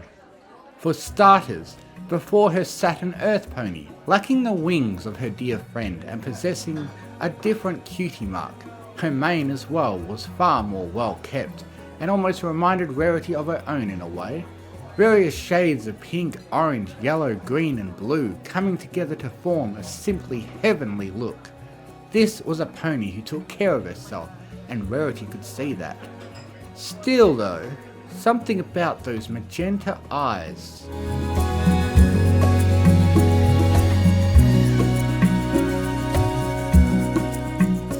"Hello there, darling," the pony known as Rainbow Gleam finally said. "It is nice to meet you." A small smile graced Rarity's face. Rainbow Gleam certainly seemed polite. "Charmed," the unicorn said. "Are you new in town? I fear I've never seen you around Canterlot before." "I am indeed. The last few weeks have been utterly dreadful for me, so I have been looking for a change of scenery." Rainbow Gleam took a sip of her tea, then gestured to Minuet. "Luckily for me, I met this lovely darling who took a liking to me immediately. We've been meeting up for tea every day for the past week." "Speaking of," Twinkle-Shine interjected, "do you want to join us, Rarity? We've got an open spot. Moon Dancer had to dip out early, unfortunately." The fashionista nodded. "I think I can make a moment, girls. This would be a good chance to let me know how far your costumes are coming anyhow." "How darling of you!" Rainbow Gleam cheered. "You're a costume designer." "Fashion in general," Rarity corrected. "But around Nightmare Night, I'll usually take up the challenge of designing costumes for every pony. It's a rather lovely change of pace." "Sounds like it. I do appreciate a well-crafted design myself." Rarity let out a small giggle of delight. From the little they have talked, Rainbow Gleam seemed like some pony she would get along with well. It would be nice to spend some time with another pony who appreciated fashion like she did. And yet, when their eyes met again, something still seemed off. That familiar magenta seemed to be toying with Rarity far too much.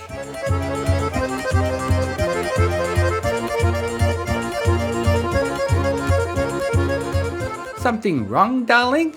asked Rainbow Gleam. "Well, forgive my asking this out of nowhere, but you wouldn't happen to have a relative named Rainbow Dash, would you? Pegasus? Has a similarly multicoloured mane?" Gleam's initial reaction was shock. That much Rarity could tell. But then, an eager Minuet only added to the issue. "Oh hey, you're right," the blue unicorn exclaimed. "They do kinda look alike, don't they?" "Yeah, but the way they act is night and day," Lemon Heart said idly. "No offence to Rainbow Dash, of course. She's very cool and all. I just don't see her hanging out somewhere like this, you know." The clear discomfort on Rainbow Gleam's face made Rarity wince. If she were to wager, this was a bit of a touchy subject to the Earth Pony. A theory began to crystallise in her mind, but instead of voicing it, she decided to take a different angle. "Well, never mind that, dear," Rarity said out of nowhere. "Silly me and my little notions.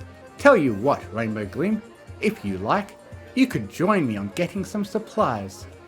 I'll need to get back to Ponyville soon to finish the girls' costumes." Oh, yes, I would love to, darling," Rainbow Gleam said, a nervous smile visible. "Forgive me, girls. Not that this hasn't been fun, but I think I will join Rarity on a little shopping spree. Well, alright, Minuet answered, offering the warmest smile she could muster. I hope you'll think about joining us though. Nightmare Night in Ponyville is so much fun. I will consider it. For now, though, I shall bid you adieu.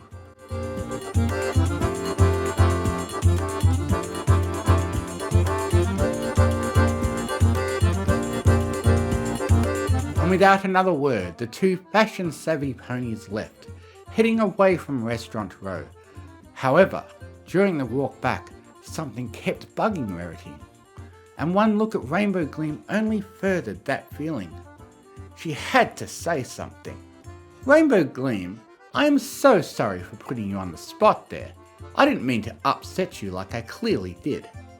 For a bit, Gleam did not answer, her downtrodden expression saying it all.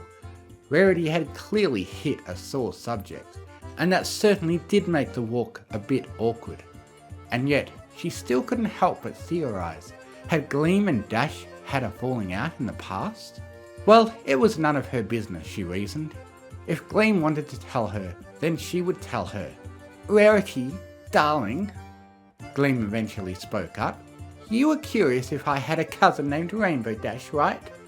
The unicorn nodded, and Rainbow Gleam took a deep breath in. She looked Rarity in the eyes and smiled. The next thing that came out of Gleam's mouth, though, shocked Rarity to her core. It's that convincing, huh?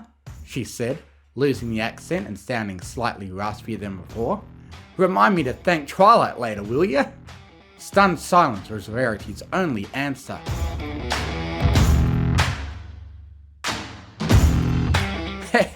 You're not about to freak out on me, are you, Rare? Without a single word, Rarity's eyes practically bored into her friend from how utterly flabbergasted she was. The silence was getting to be too much, and Rainbow Gleam winced worriedly. Rarity, please, if you're going to scream, could you not? I don't want to cause a scene in the middle of town. That seemed to get the fashionista's attention, as she blinked a couple of times before shaking her head, taking in a deep breath to try to steady her nerves. Rarity quietly said the first thing that came to mind. Is that really you, Rainbow Dash? The pony in question giggled, whispering in kind. Pretty good disguise, right? Twilight made a little spell for me, though I did style my mane myself. How'd you like it? Well, it's quite fetching indeed, Rarity admitted, but that's hardly the point.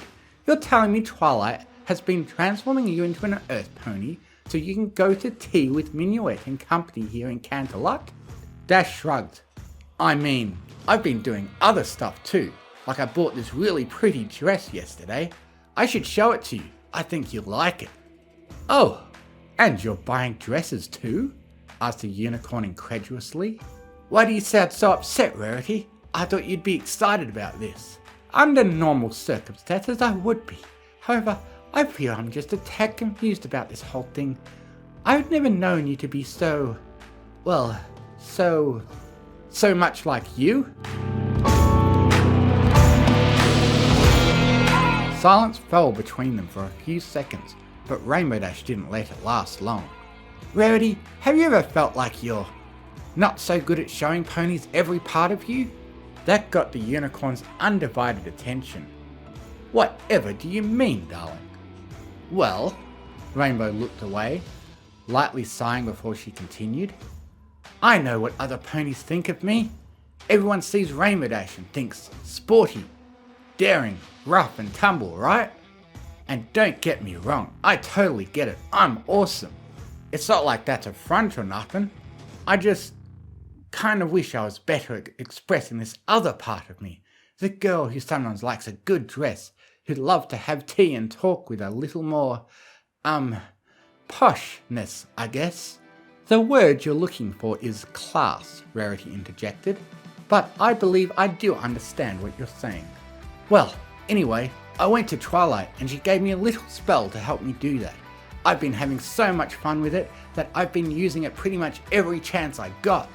The two made their way to a small fountain. Rarity sat down by it, deep in contemplation. In the span of only a few minutes, she had gotten the answers to several questions she'd initially had. and a few she didn't even realise she wanted to ask, as well as a small, unanswered one, which she voiced immediately. Why the name Rainbow Gleam, if you don't mind me asking? Well, other than wanting to keep a part of myself while doing this, the disguised Pegasus propped her head up proudly. It's a little something Try taught me about espionage. It wasn't enough for me to look different or have a different name, I had to act differently too. So I tried to act like... Me? Rarity asked, a knowing grin on her face. Even copied one of my verbal tics, it seemed. Hey, cut me some slack. It was either that or dashing, and I thought that would have been too obvious. The mares shared a laugh at that, before falling back to their thoughts. In this new silence, Rarity continued to contemplate the situation, now that she'd had a chance to digest the new information. So, Rainbow Dash had a secret, and Twilight was in on it. The mare liked fashion, at least to some degree, and enjoyed acting like a refined lady from time to time.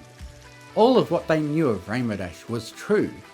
She was still the brave and daring stunt flyer every pony loved, but she was also this pony. And yet, Rainbow felt the need to disguise herself and travel to Canterlot in order to express this. She didn't feel comfortable doing so back in Ponyville. Rarity's heart went out to a friend, thinking about that. It could be difficult to go against others' perceptions of oneself, and it seemed Rainbow sometimes wanted to go far against Pony's view of her. Rarity wanted to help. She had to help. Rainbow Dash, have you ever considered doing this in Ponyville? A couple of times, yeah, Dash answered. Why? Well, I just had a thought, dear. What if you went as this side of yourself for Nightmare Night? Looking up, Rarity could see the shock in her friend's eyes, but from experience, she could tell it was not the bad kind of shock. This was simply being blindsided by a question. But it was clear that the Pegasus was considering it. Well, I mean, do you think I could get away with that? Asked Rainbow Dash, her voice tinged with, if it were any other pony, Rarity would have thought it to be trepidation. I mean, I know every pony dresses up on Nightmare Night, but I bet it'd be a shock for all our friends. Let them be shocked then. It's all in good fun, is it not? Rainbow Dash looked to the ground, clearly deep in thought. Then after a few seconds, she turned her head slightly and put on an easygoing smile. I will need to dress for such a lovely occasion, Dash said, slipping back into her alter ego. Would you be willing to make me one, Rarity darling? To that, Rarity smiled. I would be honoured to, Rainbow Gleam.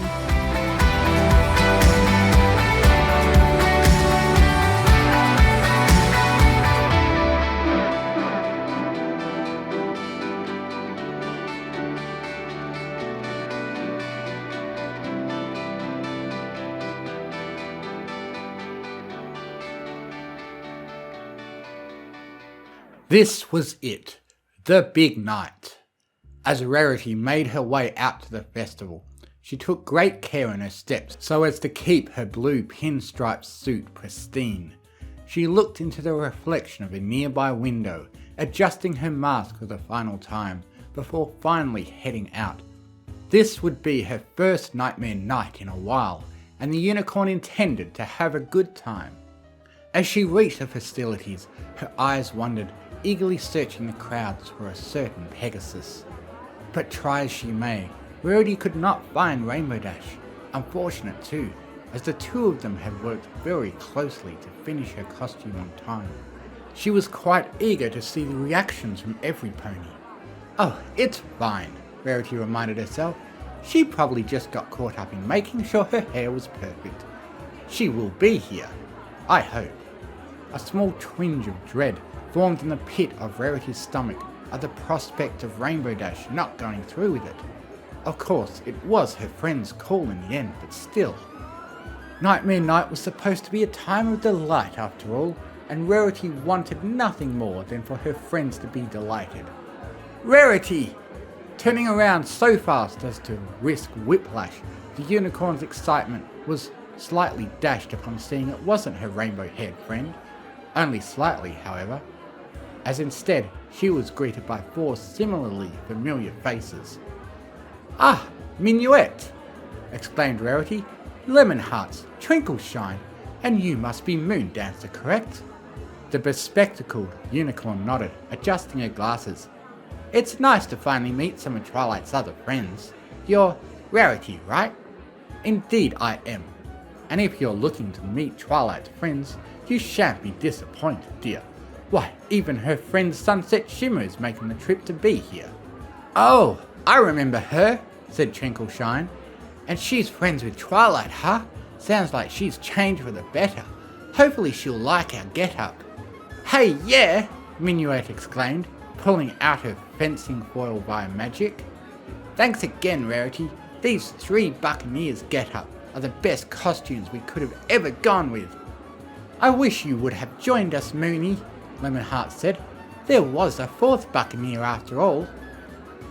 "Yeah, well, I didn't want to force you guys to spend money on me," Moon Dancer admitted, looking away in embarrassment.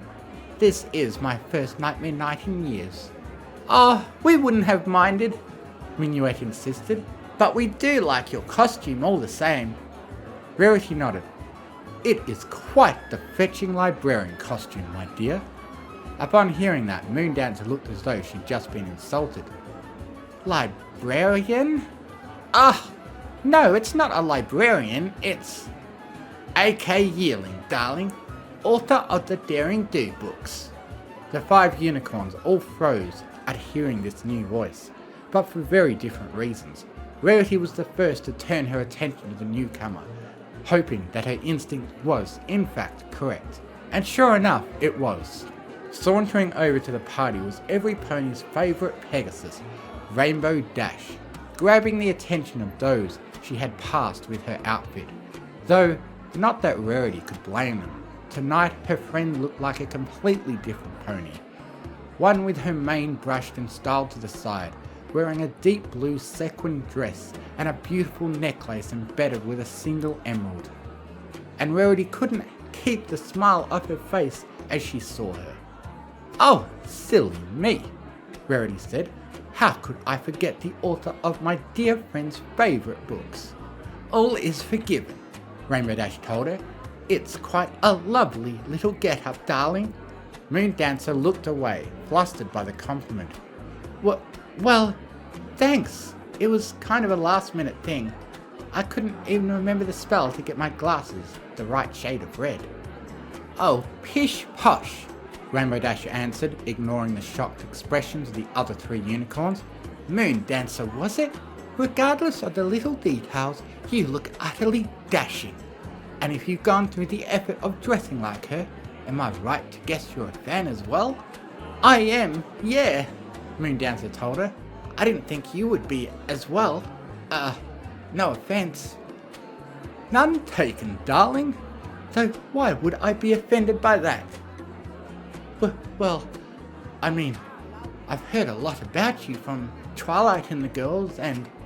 Moon Dancer didn't get to finish the thought, as a light giggle came from Rainbow Dash. "Trust me when I say this, there's far more to every pony than what she shows every pony else." "Yeah, I suppose there would be." Throughout this whole exchange, Rarity had been sparing passing glances at the 3 Buccaneers, checking them for their reaction. But as that line hung in the air, there was a change. First it was Twinkleshine, eyes going a bit wider, followed by Lemonhearts, who raised a hoof to her chin in deep contemplation.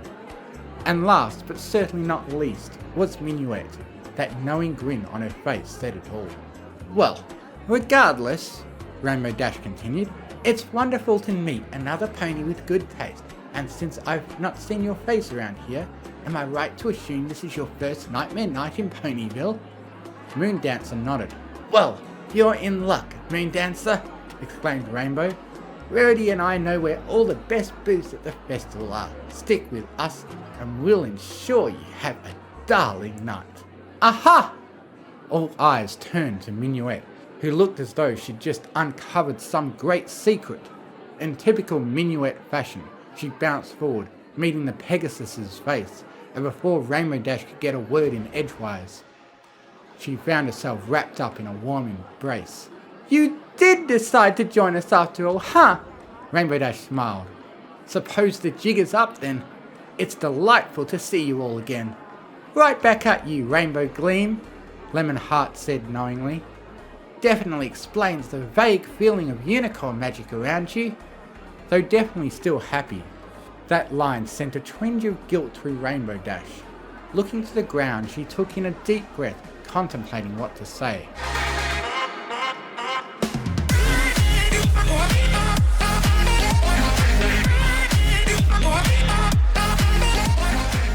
Eventually though, she just spoke her mind.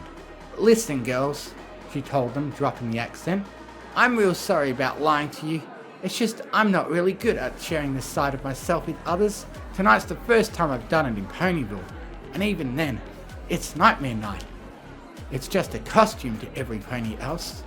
Then we'll show everyone else this other side of you together." Moon Dancer's confidence caught every pony's attention, Rainbow Dash especially. The determined glint in her bespectacled eyes could have cut through diamond. "Rainbow Dash, I sympathise," she said, a soft smile on her face. "I know how hard it can be to put yourself out there. I did it once, and when it didn't go exactly how I wanted, I retreated inward. I regret that now, but it's taught me a few things. I haven't known you very long, but I wanted to help you with this, and I know the girls feel the same. This is a first for both of us, so let's make this Nightmare Night the best one we can." Silence was Rainbow Dash's only answer initially, but after a few seconds, as if letting the idea hang in the air, the Pegasus met her new friend's smile with one of her own. "Sounds wonderful, darling," she answered, slipping back into her gleam side. "I think I shall take you up on that offer. After all, Nightmare Night is always more fun with friends." "I concur," Rarity chimed in. "Now, what do you say we go find the others? Probably easiest to start off with our friends, then work our way up to those outside the group." "Good plan, Rarity," said Minuet. "Oh, let's start with Twilight then. I don't know about you, but I'd like to meet Sunset Shimmer again. It's been years." "You go ahead then. Rainbow Dash and I will catch up." Taking that advice, the Unicorn Quartet headed towards the festivities. When they were out of earshot, Rarity and Rainbow Dash shared a contented sigh. "Thanks again for doing this for me, Rare," Dash said. "I'm so glad I went through with this. As am I. For a second, I was worried you might back out." Heh, I'll admit, I did have to give myself a pep talk before I left the house. "Well, whatever got you to come, I'm so proud of you for doing this, darling." A small smile graced Rainbow's face as she and Rarity began heading in the direction of their other friends. Together, they would have a wonderful Nightmare Night, that much was for sure. The first step was taken, and there was no going back now. Not that either of them particularly wanted to go back. Though, Rainbow Dash did remember one thing she did want. "Before I forget," she said, "I've been meaning to ask, what exactly is your costume, Rarity?" The Alabaster Unicorn let out a small chuckle. "You remember that time I met Sunset Shimmer? Well, during that trip, she introduced me to something called Team Fortress 2.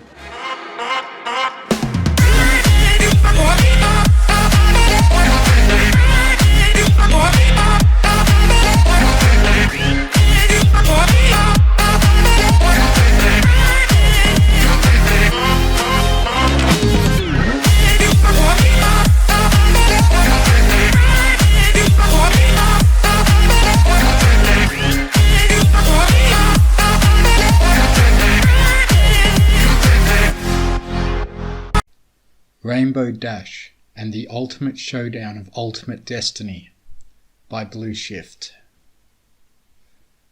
Rainbow Dash cried in pain and tried once more to tug at her injured wing, which was trapped fast under that cold, hard boulder. "It's not fair," she gasped, flopping down in defeat, staring up at the cold night sky and preparing to die. The only noise was the wind whistling through the ghastly gorge like a mocking laughter cackling all around. How could this happen to the same pony twice? Rainbow Dash gave another pained pull at her wing, to no avail. She had been practicing her flying through this dangerous terrain when a freak rockfall had knocked her to the ground and trapped her wing again. "Curse you, rock! Curse you!" she swore, punching it as hard as she could with her forehoof. The large brown rock stayed silent, slowly crushing the life out of her wing. "I don't want to die here," she wailed to the heavens. Her voice was already hoarse from shouting. No pony would come and rescue her, not this late at night. She was doomed. "Someone, anyone, save me!" "I'll save you," a strange booming reply rang out, causing Rainbow Dash to crane her neck up painfully to look about. There was no one there though, only rocks. With a sudden rumble like thunder, another rock tumbled down the side of the gorge towards her. "Avalanche!" she screamed helplessly, trying to shield her face for all the good it would do her. The rock spun down the crevice, skipping and bouncing towards Rainbow Dash, who gritted her teeth, steeling herself for the end. It didn't come.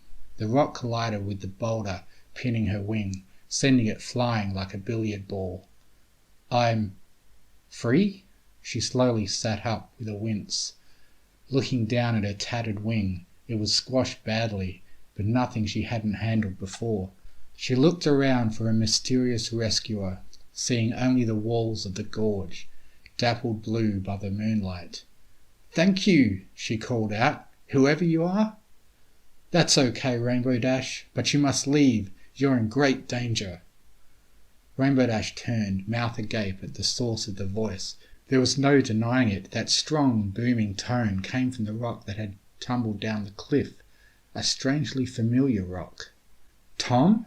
she gasped in recognition. There was no other explanation. It was Tom, the rock, Rarity's once friend. You can talk?" "Of course, Rainbow Dash." The rock vibrated slightly as it spoke. Rainbow Dash sidling up to it, staring with unbridled curiosity. "But my name is not Tom." Rainbow Dash leapt back with a squeal as the rock started to shudder and shake before suddenly exploding upwards as it seemed to open up, panels sliding back to reveal gleaming metal limbs until before her towered a large humanoid creature, half rock, half metal. "My name is Prince Boulder," the rock announced. "I am a rock lord." "Is that like a transformer?" Rainbow Dash's eyes sparkled with excitement. Prince Boulder frowned. Sort of. We're more like but he trailed off, a large, stubby blaster appearing in his fist as he whirled around.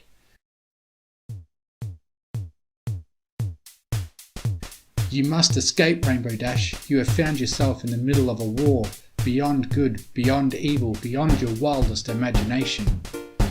"I'm not scared." Rainbow Dash puffed her chest out, but inwardly she was shaking slightly at the sudden revelations. She stretched her battered wing with a yelp. "Die, Rainbow Dash!" Rainbow Dash and Prince Boulder turned as the brown rock that had pinned Rainbow Dash down suddenly returned with a vengeance, rolling across the flat ground like a freight train before it, too, transformed to reveal a powerful stocky frame and a snarling green face. Also, he had a mohawk. "Magma?" Prince Boulder hissed, stepping defiantly in front of Rainbow Dash, his gun raised. "I should have known." "Yes, it is I, Magma, leader of the evil Rock Lords." Magma grinned, revealing razor-sharp teeth. "Step aside, Boulder. The Evil League of Evil has decided that Rainbow Dash must die. She is the only one who can stop us." From the shadows stepped a cowed figure, followed by a dozen hovering silver robot henchmen. "Yes," the figure crackled, raising a staff above his head. "Surrender now or face the consequences." A sudden flash of lightning illuminated the figure for a moment, revealing not a face, but a yellow skull. "Skeletor?" Boulder cried. "I should have known." He turned to Rainbow Dash, a pleading look in his eyes. "Rainbow Dash, we're outnumbered. You need to escape. You're our only hope." "I am?" Rainbow Dash skidded backwards in shock before shaking her head and fixing herself in a defiant pose. Rainbow Dash doesn't abandon friends, Boulder. Bring it on. The two nodded between each other and raced forward into battle. Rainbow Dash headed straight for the skeleton creature, which gasped in surprise as it was knocked backwards by the force of her leap. Her victory was short-lived though, as a laser blast scorched through the air, hitting her straight in the back. Good shot, Cobra Commander!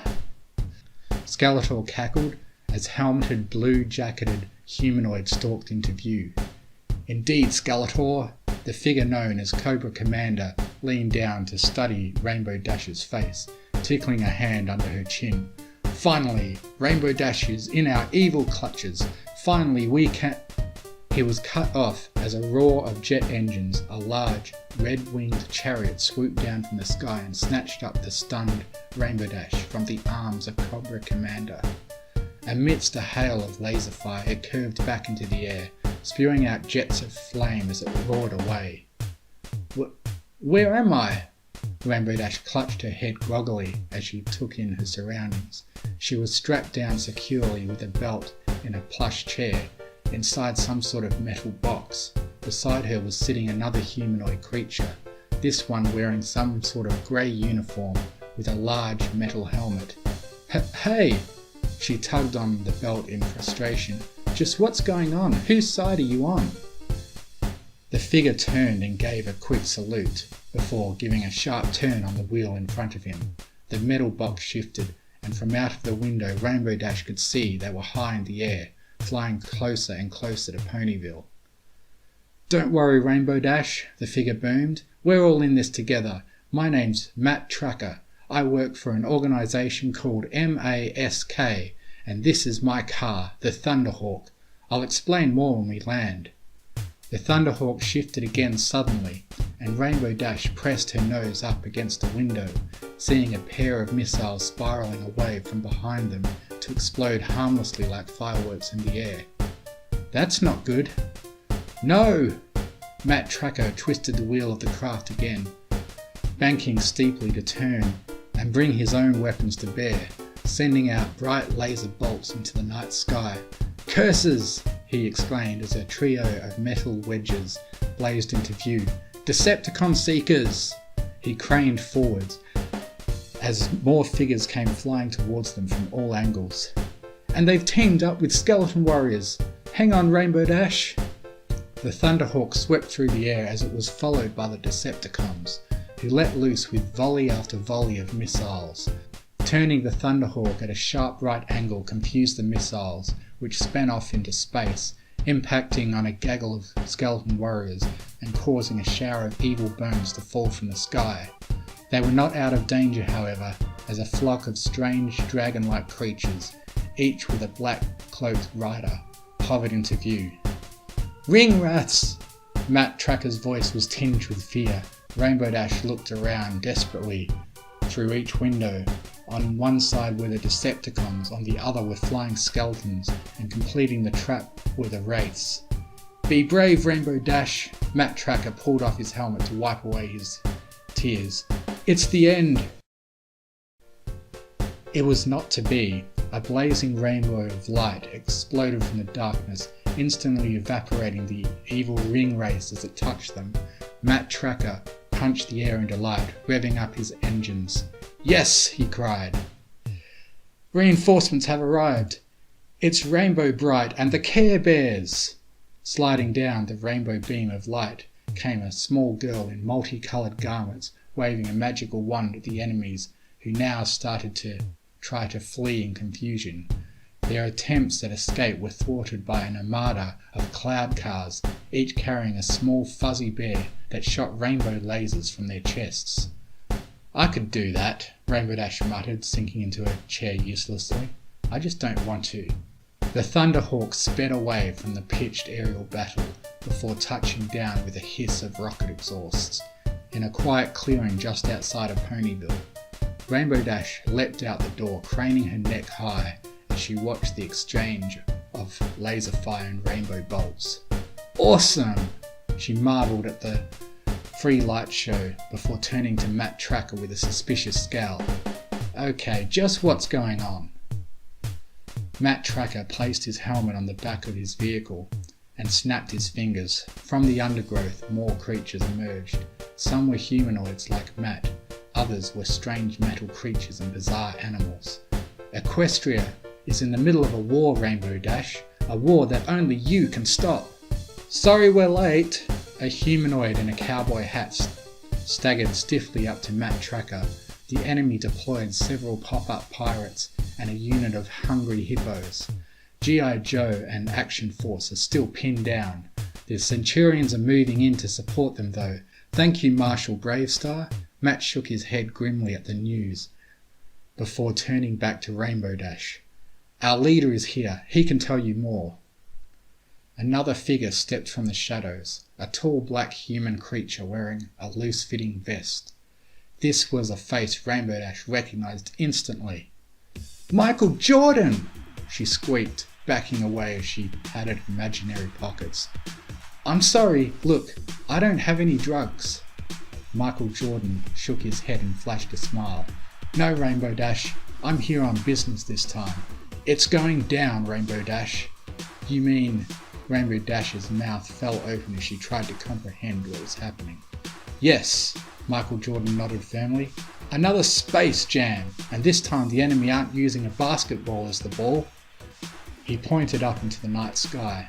At first, Rainbow Dash couldn't understand what he was pointing at. It was just the moon in the sky, and another moon. There were 2 moons. It can't be, Rainbow Dash mouthed as she realized that the second moon was... The Death Star? Yes, that is the ball in the second space jam. Michael Jordan knelt down to ruffle Rainbow Dash's hair. Rainbow Dash, the only thing that can defeat the enemy is an artifact of great power that was hidden amongst the possessions of Twilight Sparkle. Rainbow Dash frowned.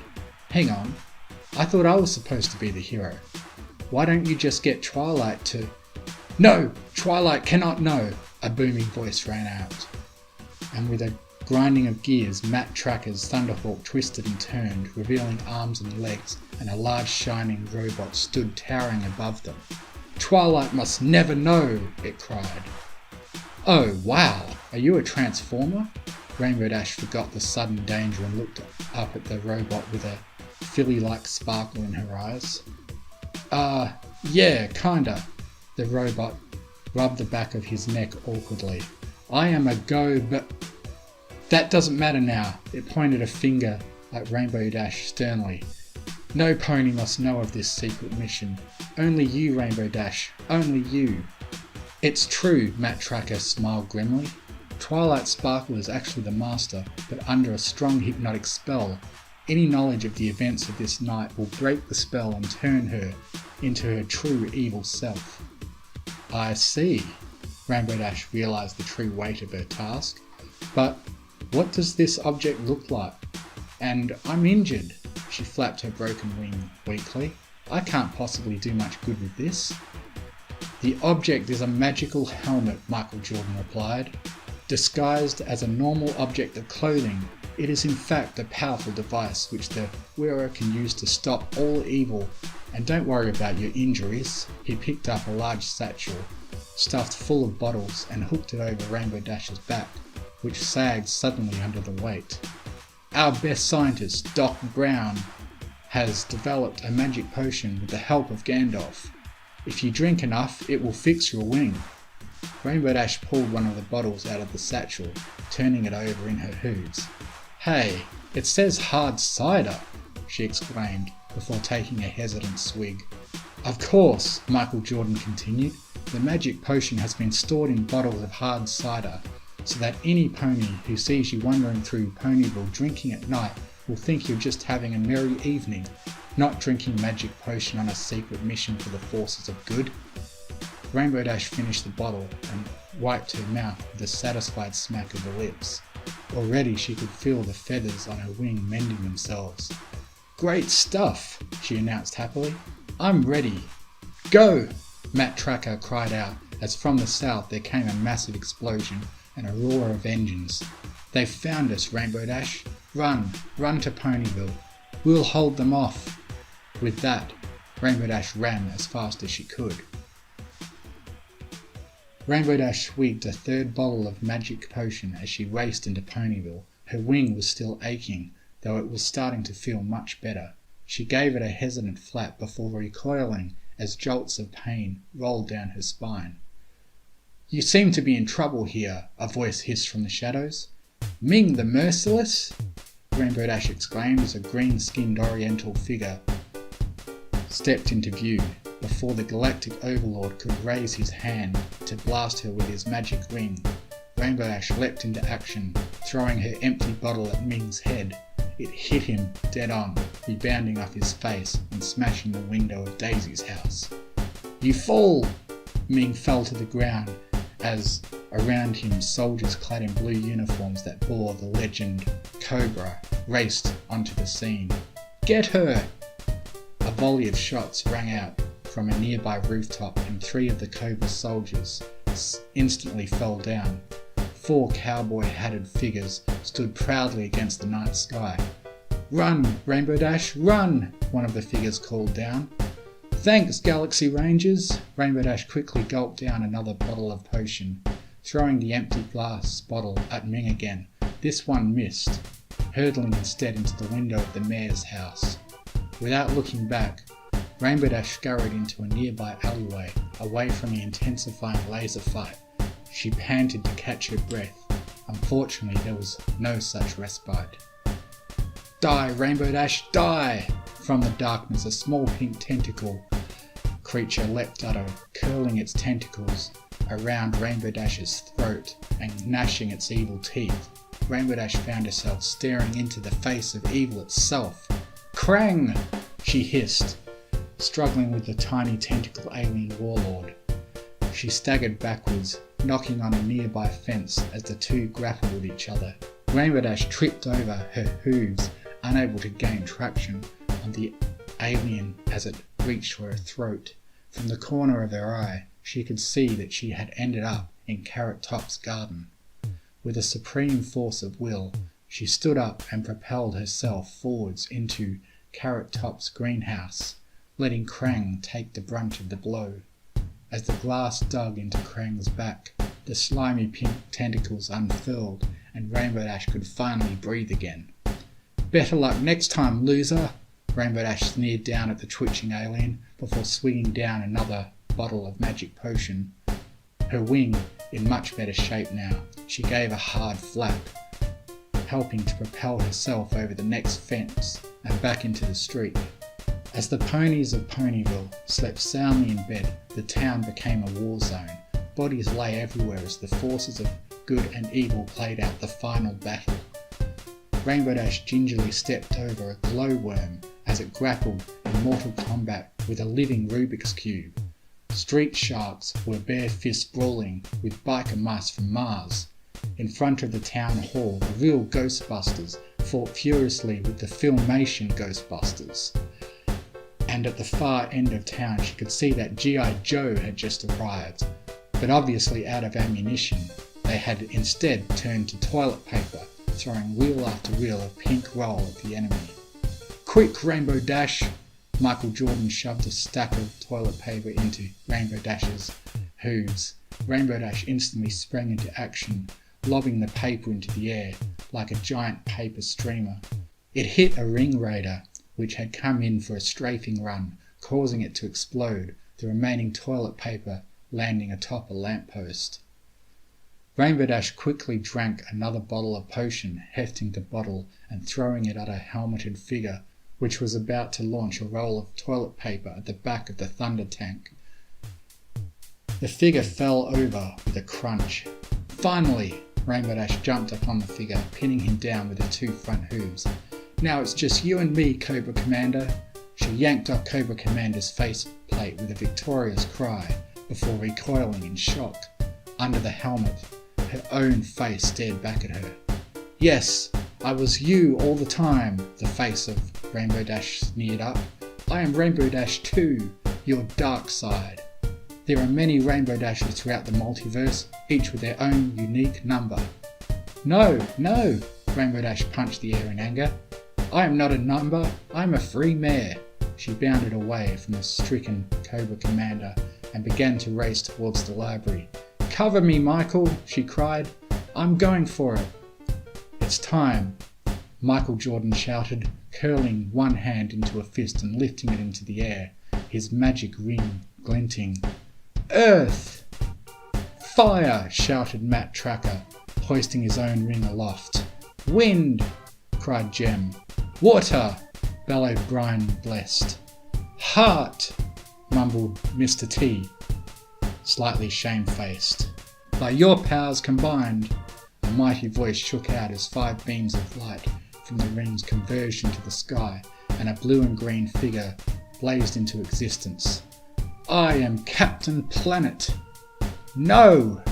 Cobra Commander was back on her feet now, somehow shaking a hand.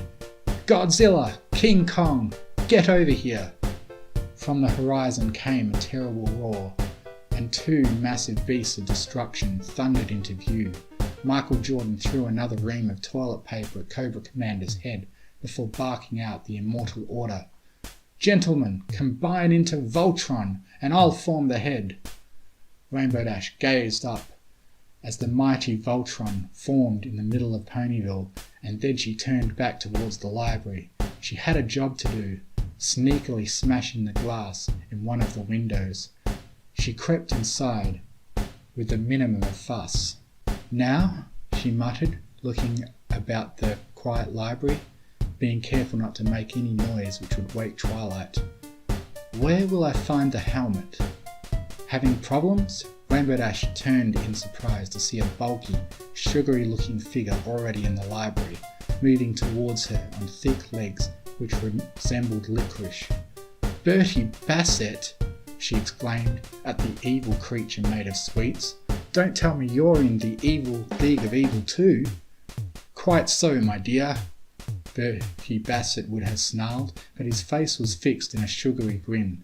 Time to die, Rainbow Dash. Not so!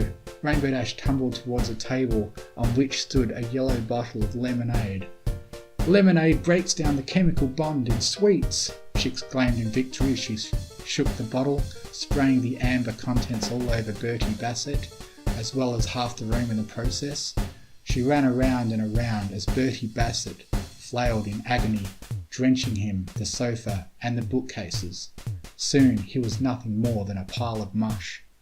Rainbow Dash stepped around the soggy remains. Sorry, Twilight, she muttered to herself, but I'm sure you'll forgive me for this. Very clever, Rainbow Dash, snapped a sharp voice, as from the shadows stalked a vicious creature from Rainbow Dash's worst nightmares, all teeth and claws. But how will you face me? Jeff Goldblum Raptor! Rainbow Dash tensed up, the hairs on her back prickling with fear. She kept her cool, trying not to show one quiver of fear in her voice.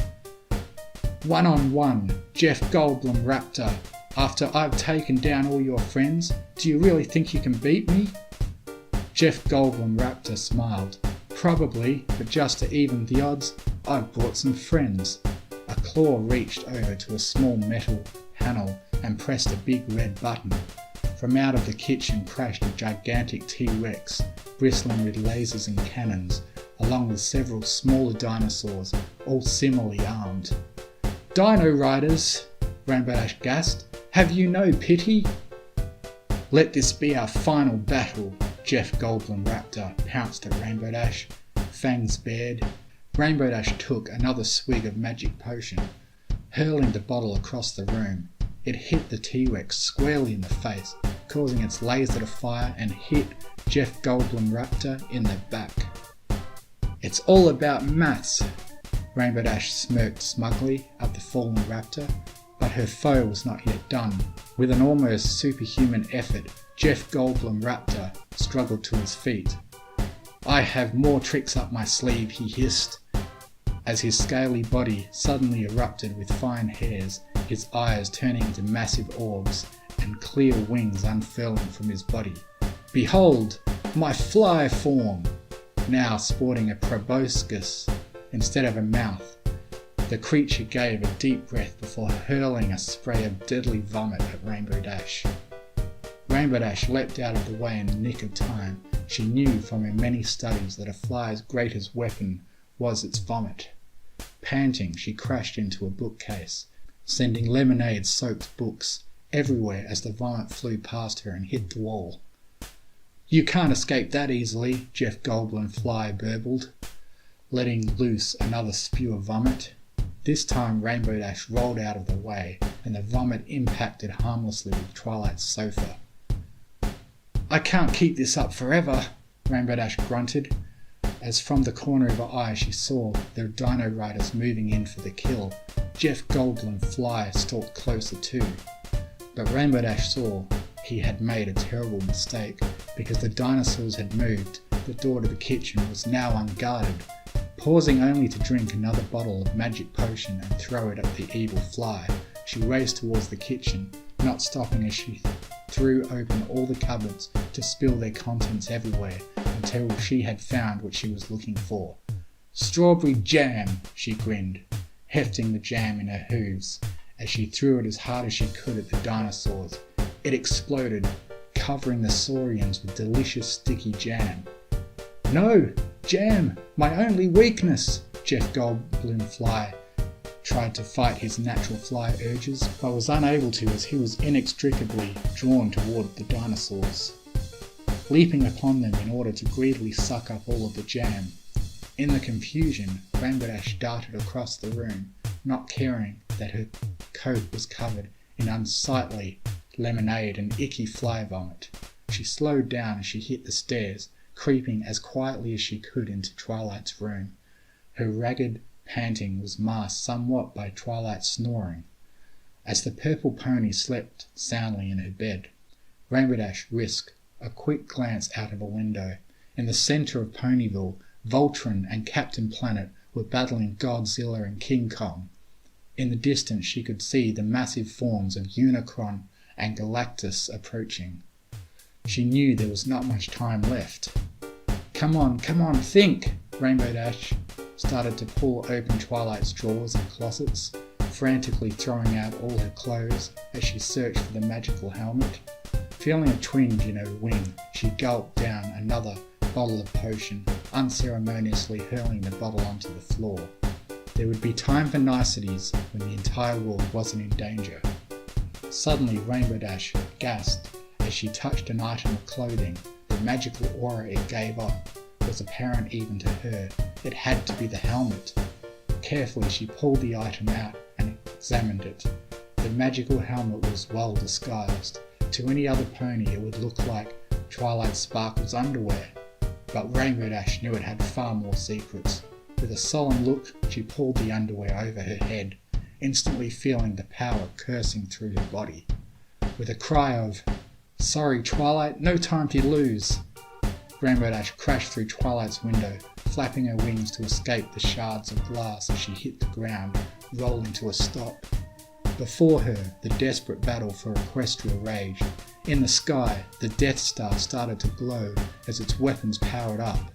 Rainbow Dash scrunched up her eyes, channeling the power of the helmet.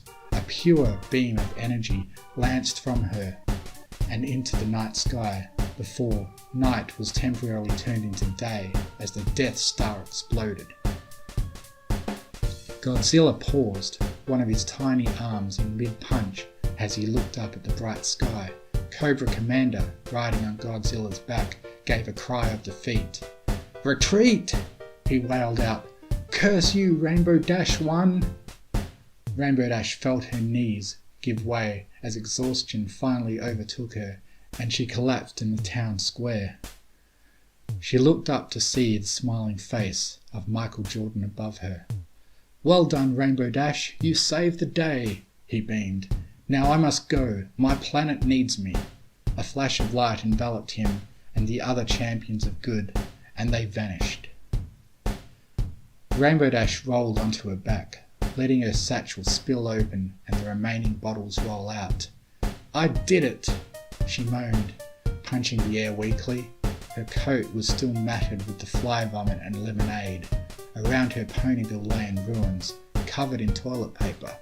the streets littered with broken windows and smashed bottles. But she had done it. She had saved Equestria. She was a hero. And that officer, Rainbow Dash tapped her hooves on the interview room's table, giving a hopeful smile to the unimpressed police sergeant, was the reason you found me passed out in that state in the middle of Ponyville the next morning.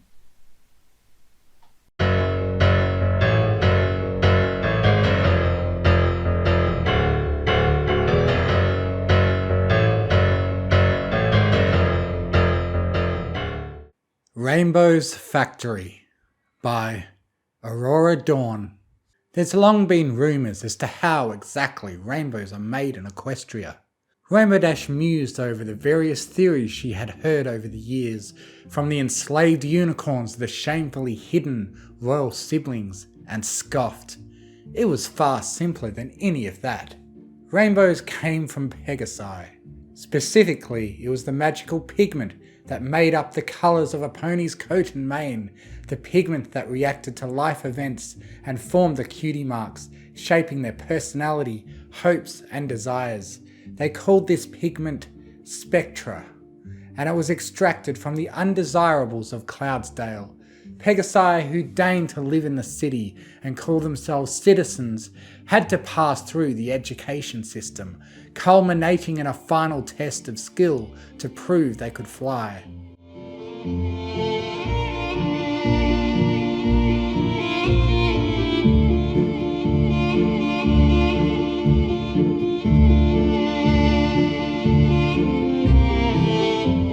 Those who were unable to utilise the gift of wings properly would be covertly packed up under the guise of being exiled, shipped away to the Rainbow Factory, and ground up into magical liquid which could paint the sky. It was for this particular reason that Rainbow Dash was pacing the halls of the factory, absent-mindedly avoiding the low-hanging pipes and cables that had long fallen from their fastenings, the varied staff of the upper Rainbow Factory cringing and ducking out of her way as she passed. She usually worried about it in some way or another, making sure that they had enough raw resources for the month ahead, ensuring the bribes and secrecy were well maintained, and keeping the factory running smoothly were all part of her job description. After all, today, however, she worried for a different reason. Today was the day Scootaloo was taking her flight test. Rainbow Dash slipped out the side door next to the large overhead gate.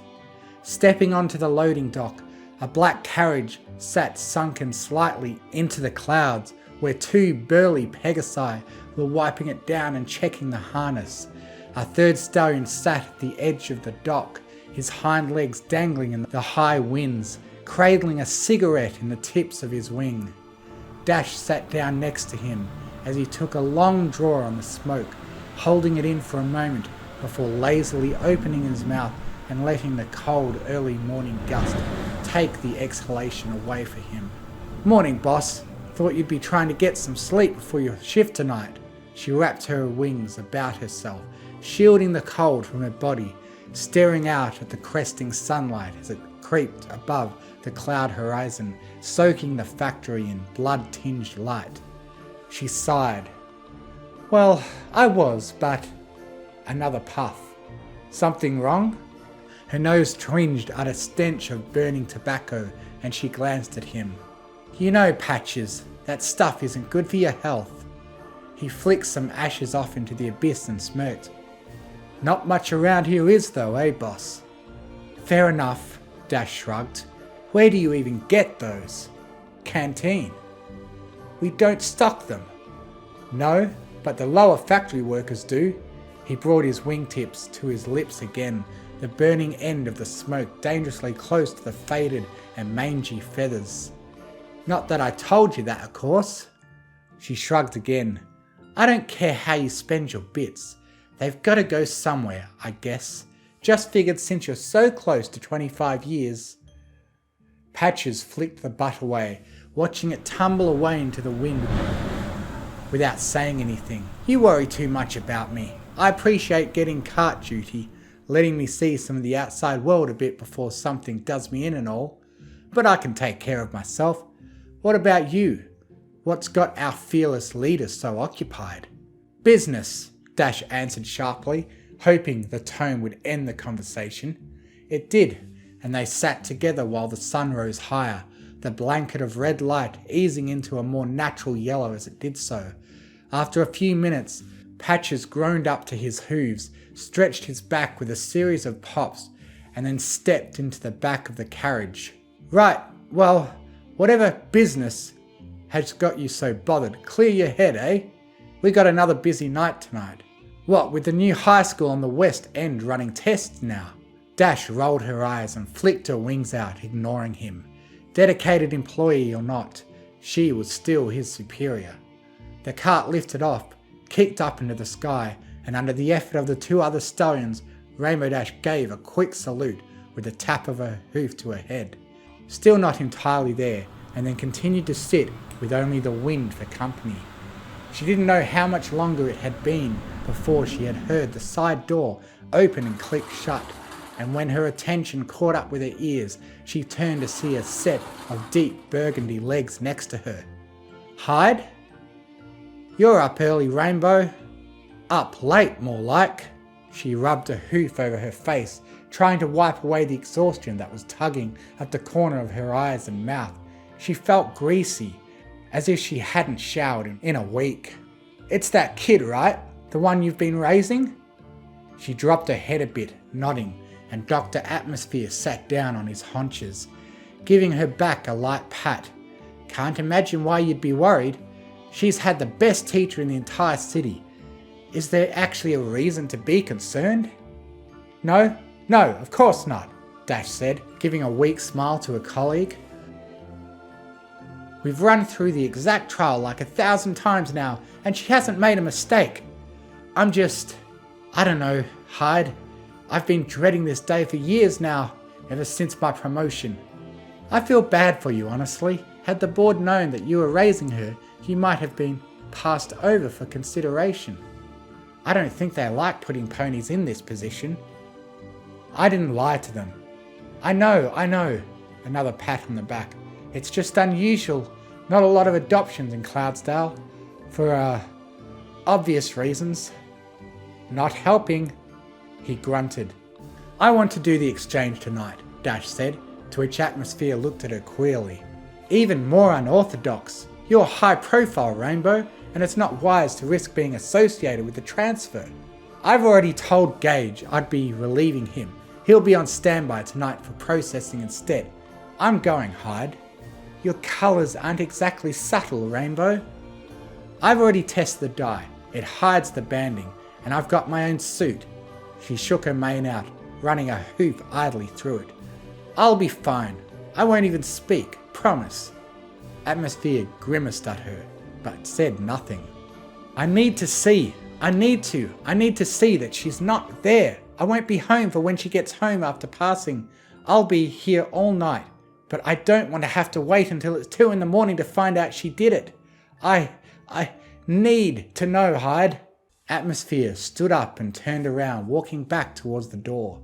A quick bit of jabbing later, and an electronic lock buzzed loudly, unlatching it. As he popped it open, he turned slightly and spoke. Steady voice, Rainbow Dash. It is unbecoming of a director to cry, at least in public. Save it for the nights you can't sleep. Isn't that all of them? All the same, Atmosphere said, sliding back inside the factory.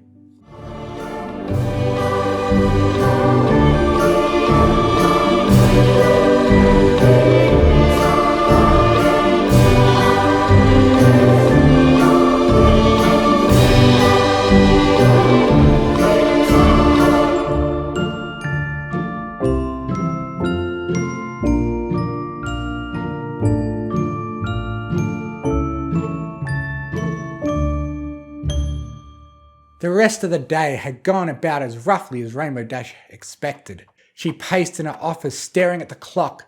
At noon, Scootaloo's classes would fly to the Coliseum for their test, which would begin at 1. She flipped through the roster, nestled neatly in a manila folder that had been set on her desk at some point in the last week, reading the names. 18 foals would have their mettle tested today, and not all of them would succeed.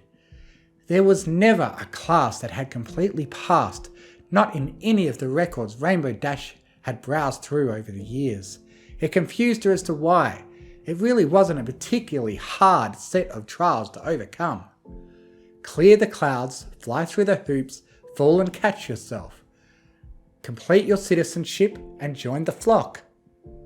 She reached behind her into an open filing cabinet and pulled out an old dusty folder, wiping it off roughly before flipping it open and reading. It was a smaller class from about a decade ago, not one she knew any pony from, nor one she was party to helping process. 6 entrants, 1 failure. The reason listed, unable to complete the hoop section due to stunted wings. She flipped the page, examining the report from the other academy that had run their test that month. It had 12 entrants with 3 failures. 1 panicked and opened their wings in the full section far too soon. The next one had been too underweight and couldn't clear the clouds. The third had passed every trial, almost.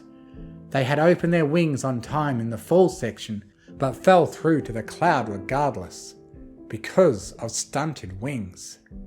She opened the folder and shoved it back into the drawer, slamming it shut. It didn't matter that Scootaloo's wings never fully developed though. It couldn't matter.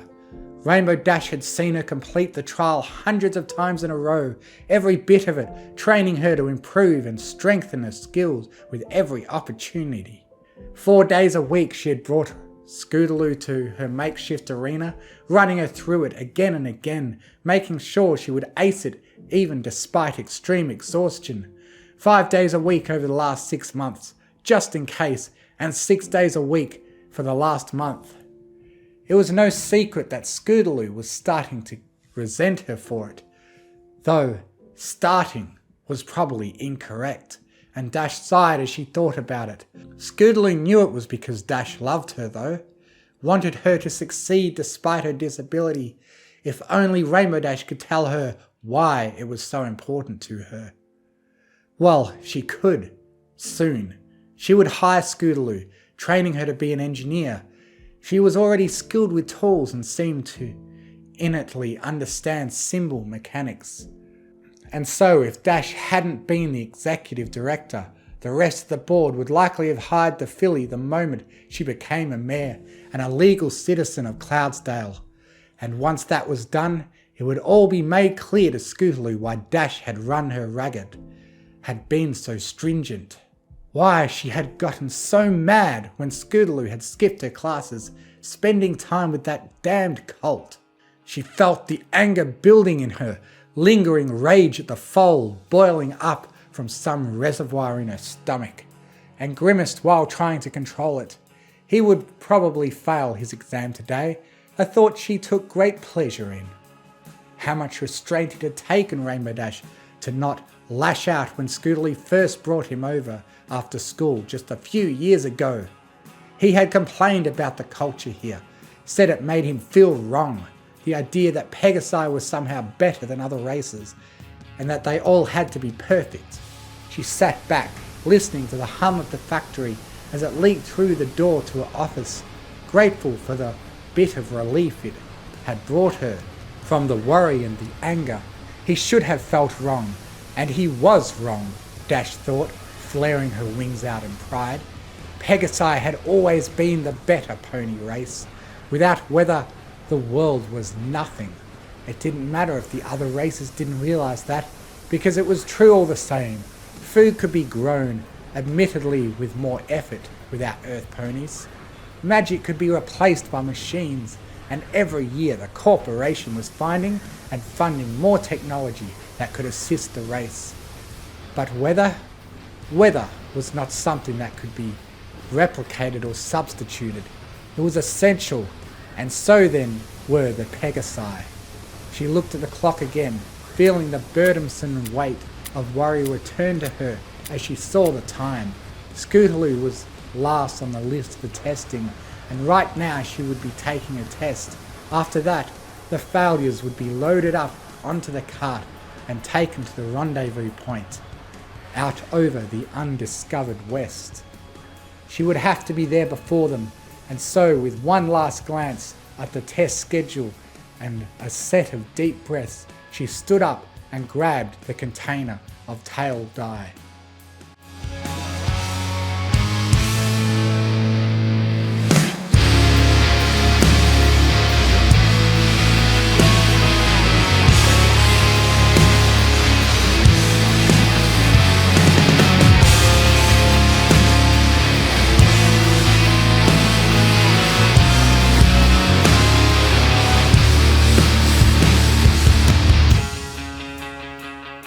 It was almost freezing, and Rainbow Dash grumbled softly to herself high above the tangled woods of the undiscovered west.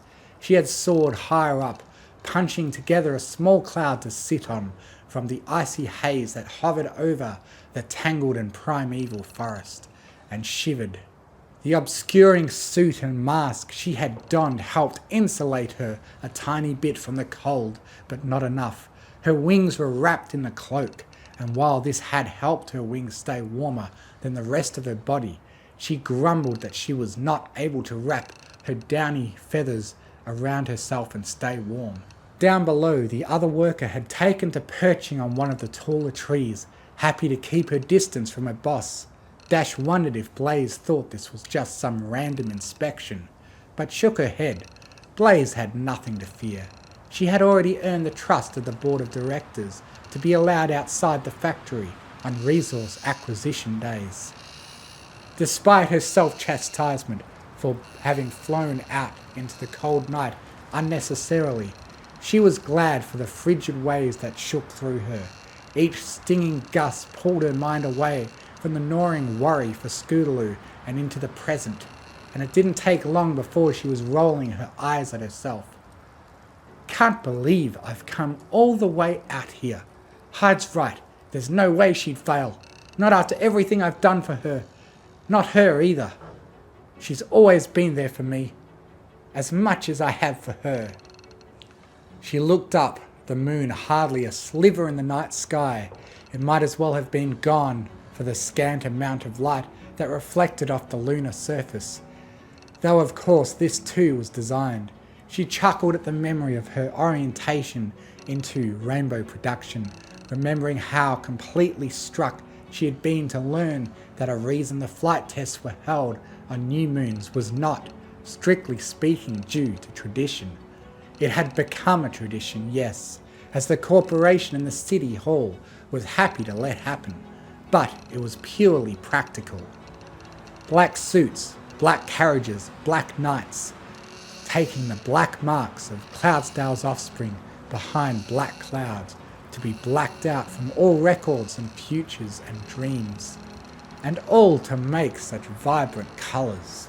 Her poetic musing was interrupted by a sharp whistle from below, and she blinked in confusion before remembering where she was.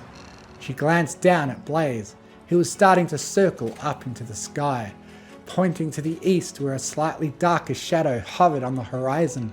Following the hoof and seeing the carriage, Dash gulped hard, steeling herself. The few minutes it took for the carriage to get to them was agonizing. She breathed deeply and slowly, using the meditation techniques she had been counseled on when first promoted. Remember, she mentioned to her colleague, no talking, not tonight. The mare saluted before facing the two stones who had pulled up a short ways away. One of them unhooked himself and swung around to the back, and Blaze quickly took the place of them, keeping the carriage afloat. Rainbow Dash flew slowly around to the back while Patches undid the lock. He nodded at her in recognition and slid the door open before moving out of the way. Fun, wherever the Tartarus you're sent to, the massive worker said, his thick accent rumbling in Rainbow Dash's stomach. He hopped out, falling into the air a bit before nodding at Rainbow Dash and moving off to the side to stretch. Rainbow Dash didn't see the salute though. She wasn't looking to see it, and she didn't want to see anything.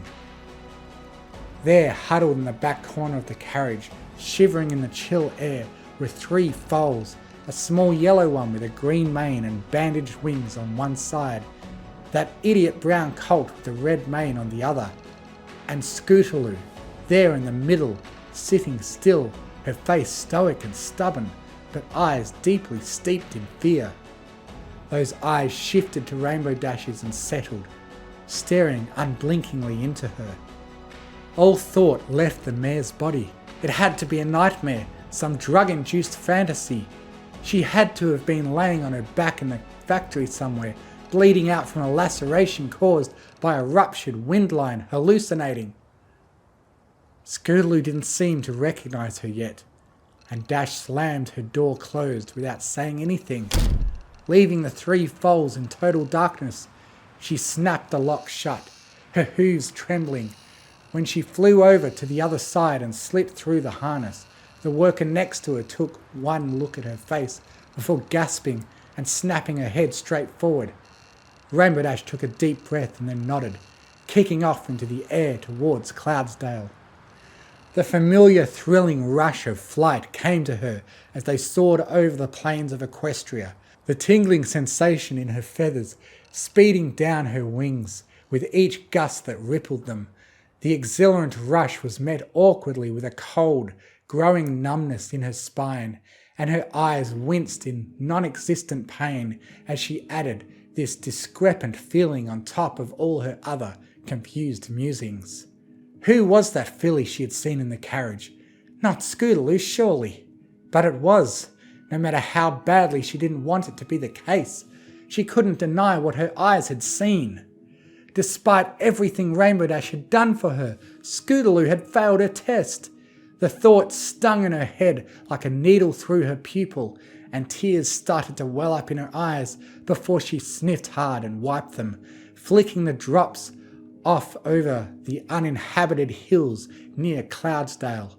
They landed the carriage unceremoniously, letting it bounce to a quick stop on the loading bay.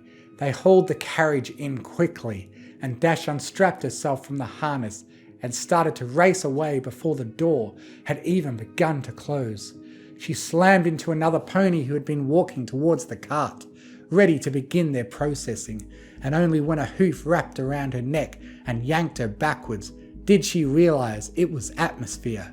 "Did you hear me?" She shook her head, not really staring at him. The whole trip back thoughts had raced through her mind. Memories of Scootaloo standing up for Dash when her friends had accused her of poor character. Memories of flying together with the filly. Memories of raising her as a sister with more love than she had ever shown to either of them.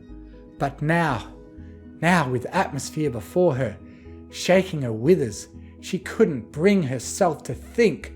What? Hyde frowned. I'm sorry. I'm so very sorry. Boss? He loosened his grip on her shoulders and gave her a consolate pat on the back. Did you, I mean to say, I could take care of tonight, if you like. Let you know when it's done? She blinked slowly and then shook her head again, pulling away from his grip. At his compassion and care, a single thought had found its way into her mind, and she latched onto it in desperation. No, I'll be fine. Are you sure? Rainbow Dash looked at the carriage as the security workers got into position. Liquid thunder prods prepped and ready. She's just a failure. Hyde, just a failure, she whispered, slowly taking off into the air. He watched her leave, the blackened tail zipping out of sight as Rainbow Dash headed to the second floor, staring at where she had been for quite a while. Behind him he heard talking, grunts from the security workers and chatter from what must have been the failures. Right then, he said to himself before clearing his throat, patting his goatee down and turning around, standing tall. Welcome, mules!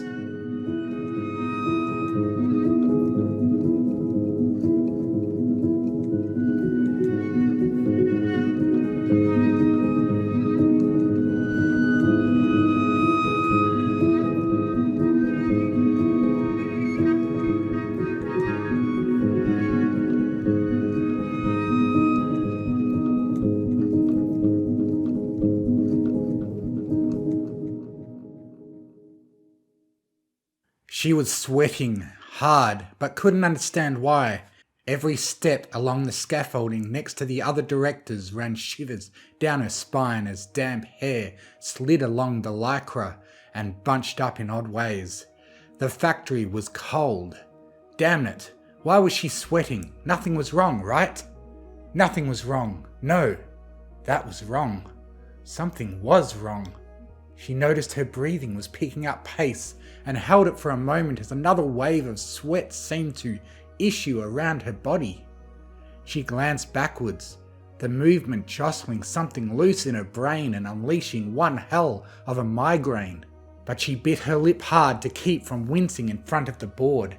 It felt like a kaleidoscope was churning in her eyes, shredding the insides up with every non-Euclidean movement of the vision, and through the warped blindness she could see steam rising from her back. She was steaming. Nothing was wrong though. Right? No, that wasn't right. We've been here before. She turned back, staring at the door, staring at the red light tucked away behind a cage, staring at the green bulb beneath it. She'd been here before. Her thoughts were slipping out of her ears, and she shook her head to try to organize them. The movement gained her only a nice slash through her temple, and she bit her lip again to keep from crying. Strange how spit can taste like blood when you have a migraine.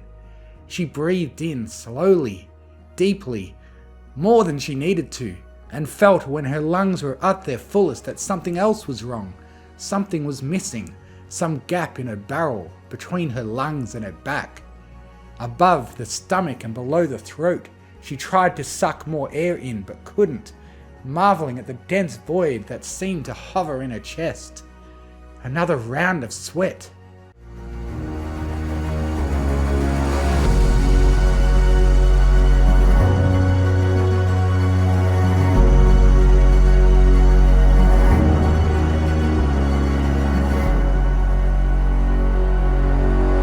Are you okay?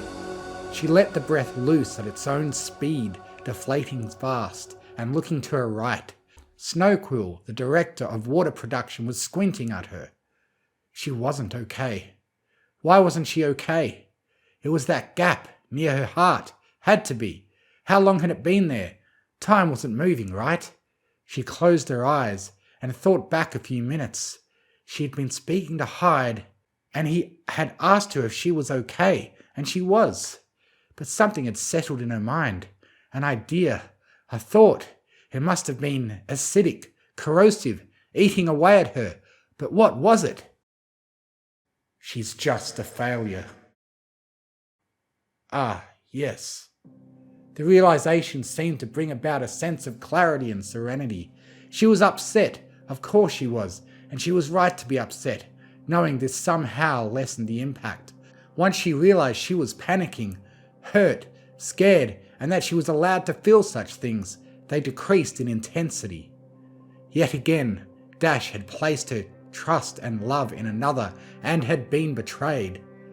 The migraine pulsed at the word, and she winced. Betrayed, she thought again, the tinge of pain turning to anger. For 8 years, Rainbow Dash had housed and fed Scootaloo. For 8 years, she had supported her in her decisions, helped her make the right decisions, and given her the coolest life she could have thought of. For 8 years, Rainbow Dash had worked extremely long hours at the Weather Corporation. The job, though dangerous, demoralizing and deadly, bruises and scars were hidden about her body. Same as any other worker here, she had watched the only other pony she considered friends get injured and die from the work, over and over, until she learned not to consider any colleague a friend anymore. Scootaloo had been Rainbow Dash's only friend then. It had been Scootaloo who supported her after falling out with the Ponyville group. It was Scootaloo who encouraged her to focus on her job, to deal with the pain of that betrayal.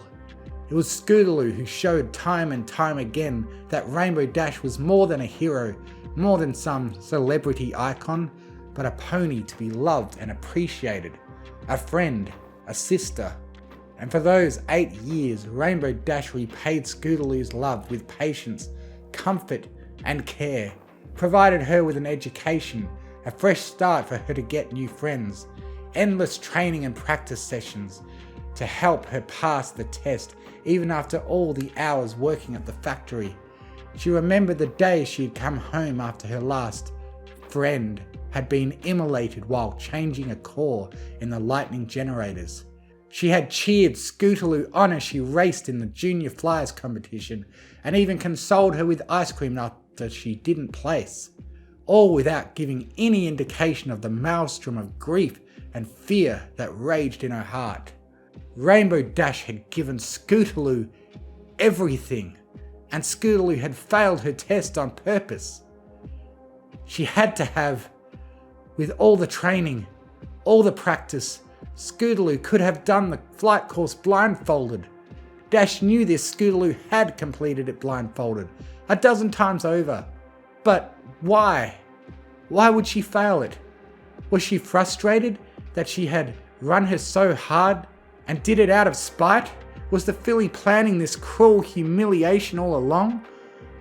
Or was it that fucking Colt? He was in the carriage too, and would have failed before her. Did she fail her test so she could be with him in imagined exile? She had given up because of a Cloudsdale hater?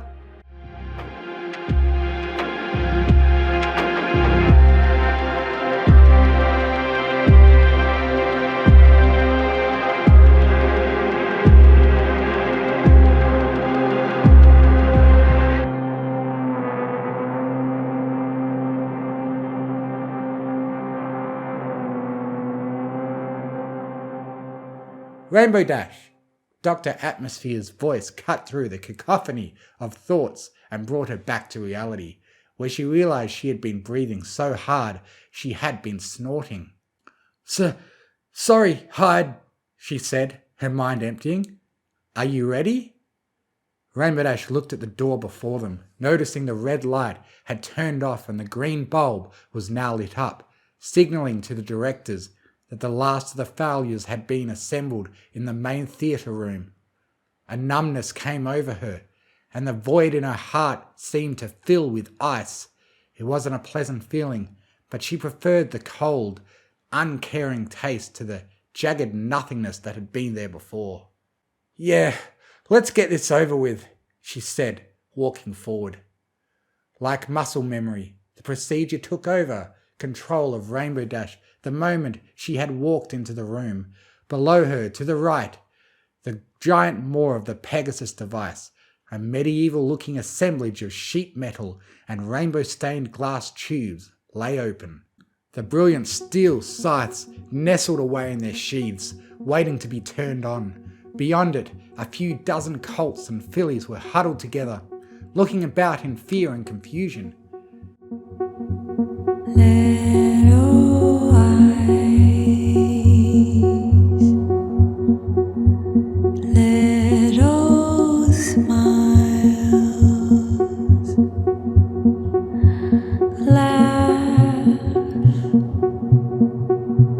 Laugh and show me the way.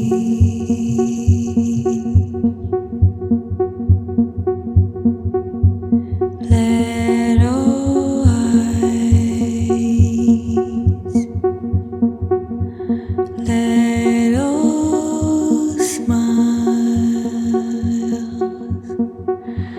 Laugh and show me. Laugh and show me the way. It was mainly confusion, though, that lined their faces. Fear hadn't quite yet set in. Only apprehension at most. This was the purpose of their procedure, of course. They had to be awake, and they had to be afraid. Only then would the magical energy in their bodies produce the most vibrant forms of spectra. There was another aspect that would also increase the efficiency of their processing, but that came later. Dr. Atmosphere walked up to a small podium set into the railing and cleared his throat before enunciating to the crowd. Rainbow Dash wasn't listening to him. She had heard it before, 100 times over. Nothing about the speech was original or unique today. Even his gestures had been practiced and perfected. all to elicit the desired emotions in their raw resources. She scanned out about the crowd, watching carefully to make sure none of the foals acted out of line. The security team would deal with them, but an extra set of eyes helped catch any of the more subtle acts of rebellion. How could Celestia or even Luna know about this and tolerate it? It's slavery! It's torture! She blinked, focusing on the light pink foal with the fancy academy uniform who had yelled at Atmosphere. She rolled her eyes. This failure was using anger as an outlet for fear and would need to be addressed. I think you'll find it's more than that, Rainbow Dash said, stepping forward while Atmosphere made way for her. She went into her short little history lesson, extolling the tale of how the Pegasi had been tasked to manufacture rainbows by the Crown. It was bullshit, of course. An aeon ago, the Pegasi engineers had indeed found an ingenious way to extract pigment from a pony, but they weren't trying to make rainbows. They were experimenting with their test failures, figuring out the best way to rid Cloudsdale of any who might tarnish the image of their perfect pony species. That they could also earn bits off it by selling rainbows to the rest of Equestria, well, that was just a delightful little bonus. The conditions had to be right, she finished, still staring down at the pink filly, with as much disdain as she could muster. And what disdain did she have, tonight of all nights? I don't care how you justify this! This is wrong! Rainbow Dash frowned. It hadn't worked. Unfortunately, she was still getting mad. No worries, she was just getting to the juicy part. She went to speak and realised her mask was still on, and pulled it off to give a better view of her expressions. It had to be live ponies, only in ponies, where magic and spectra ran freely together. She threw her head back and laughed maniacally, the exaggerated cackle all part of the show. Only then could spectra be separated, and it was such a beautiful idea, such a wonderfully horrible idea.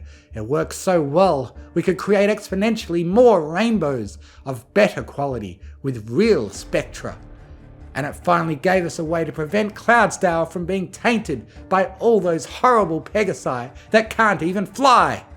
She laughed again, a real laugh, one that actually felt. Most of the workers here didn't particularly enjoy this aspect of the job. Not at first, but once they recognised the value of their deeds, it could become exhilarating to be given the chance to liberate Cloudsdale from those who might make it fall, so they could fly to ever grander heights. It was such a joyous thing to do. I thought you loved me! What a familiar voice, Rainbow Dash thought. Her laugh cut off, interrupted by a confused, huh? That echoed in the sudden silence of the room. She dropped her head and stared at the direction of the shout, her eyes falling upon an orange and purple failure who was shaking and crying. Their eyes met, and once again the void in Rainbow's chest returned, chewing up her insides. I thought you loved me!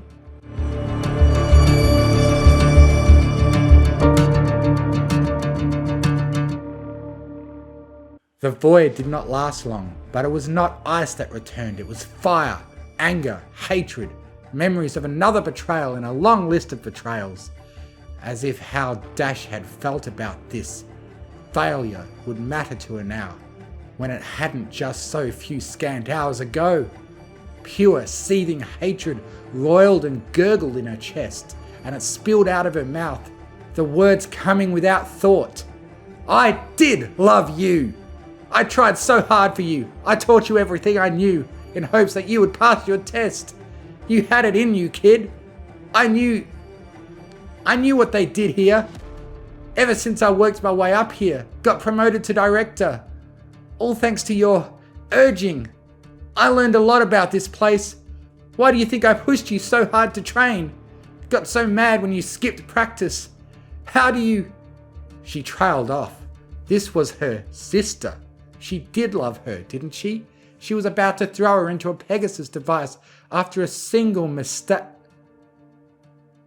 But it wasn't a mistake. It couldn't have been. There was no way Rainbow Dash could imagine Scootaloo making a mistake. She shook her head, and the anger came flooding back into her. I tried, alright? It was up to you to save yourself. You didn't just fail yourself. You didn't just fail Cloudsdale. You failed me. You failed me! And that's the worst thing you could have done. You aren't just dead to Cloudsdale. You're dead to me. She realised her eyes were closed and snapped them back open, tears streaming down her face. Snow and River, the other director, had stepped back cautiously from her, their faces curious but otherwise neutral. Hyde was only shaking his head lightly, watching the display. Below, Scootaloo was leaning on her cult friend, huddled under a wing. The cult glared at Rainbow Dash, as if his stare could somehow shield the filly from the horrific realities of the world. She had heard the expression seeing red before. She had been angry before, raving mad at times. Managing an expanding company was hardly a relaxing or easy job. But only now, for the first time, did she truly understand the phrase. It was as if her pupils had ruptured, as if every vein in her eyes had burst at the same time. Fire filled her vision, and she knew immediately what she had to do. You can't have happiness. You ruined me. Now I'll ruin you. Workers! The brown one. There, him first. She stepped a hoof back, calming her breathing and starting to see again. Dr. Atmosphere had given a quick signal with a wing, and another employee on the opposite scaffolding had begun operating the device. The familiar bassy revving of the engines within brought more calm to Rainbow Dash. Her pet purred and her nerves settled as she thought about the device one more time. It was the only thing in her life that had never let her down. I love you too, she heard Scootaloo say to the cult, who was strung up and spread eagle over the moor by chains and shackles. Surprisingly, anger did not flood back into her again. It didn't matter that Scootaloo loved him. Love didn't mean anything, especially not love from Scootaloo. She gave a quick signal with a wingtip and then spoke, forcing a bored tone to keep herself from raging again. We find the machine works better if the ribs are broken. She watched gleefully as the motors turned on, spinning the chains up in an instant in opposite directions. Ponies did not have much lateral range, and it would not take much torsion to add the final ingredient for splendorous Spectra production: pain. His screams ramped up as the outlines of his ribs showed through the coat, his skin growing taut around the bones in an instant. She heard the familiar pops of vertebrae fracturing and dislocating, and as they released, more of his body was given freedom to turn about the skeleton within. There was a sound not unlike the ripping of denim as his chest split, the contorted rib bones ejecting outwards as there was no room left for them within. That last guttural scream was poetry to Rainbow Dash. The raw, rattling breath of the one who had brought her so much pain brought a smile to her face. A dying gurgle, beautiful justice to her ears. She brought that smile down on Scootaloo, and it only grew as she saw on her face too the grief of anguish that she had felt. She would make Scootaloo watch, she decided. Every last one of these failures be processed. It was always the last foal who made the most beautiful spectra. Anyways, perhaps, Dash thought, she owed Scootaloo that much of an honour. The orange one last, she spoke down towards the workers.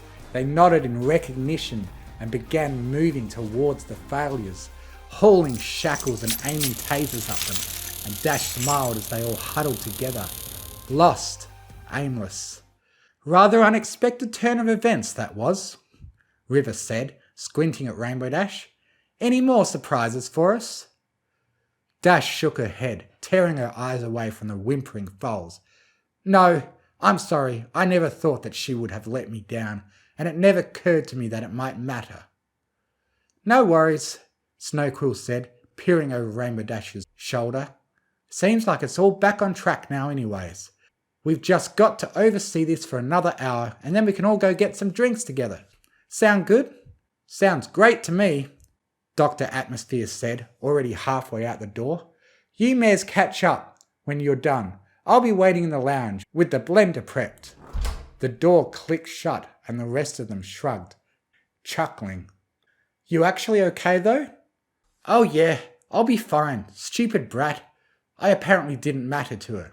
So she doesn't matter to me, she exhaled, shivering as the adrenaline that had been racing through her system started to fade.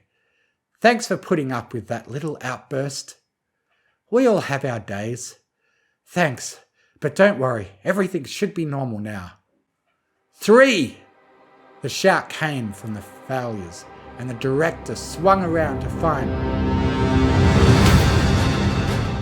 that the couple dozen foals had all taken off into the air at once, scattering around the room like moths around a lantern.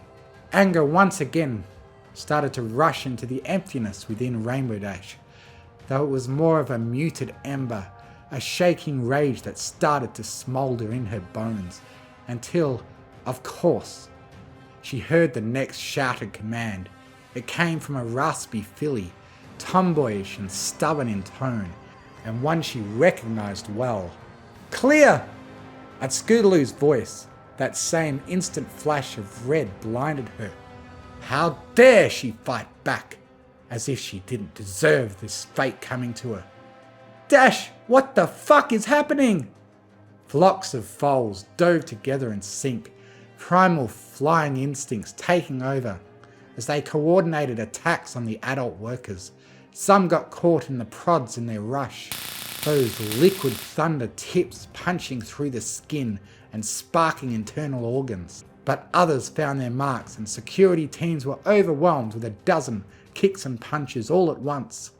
How the fuck should I know, Snow? She heard a slamming noise and focused across the scaffolding where the yellow filly and Scootaloo had landed and were bucking at the lock in desperation.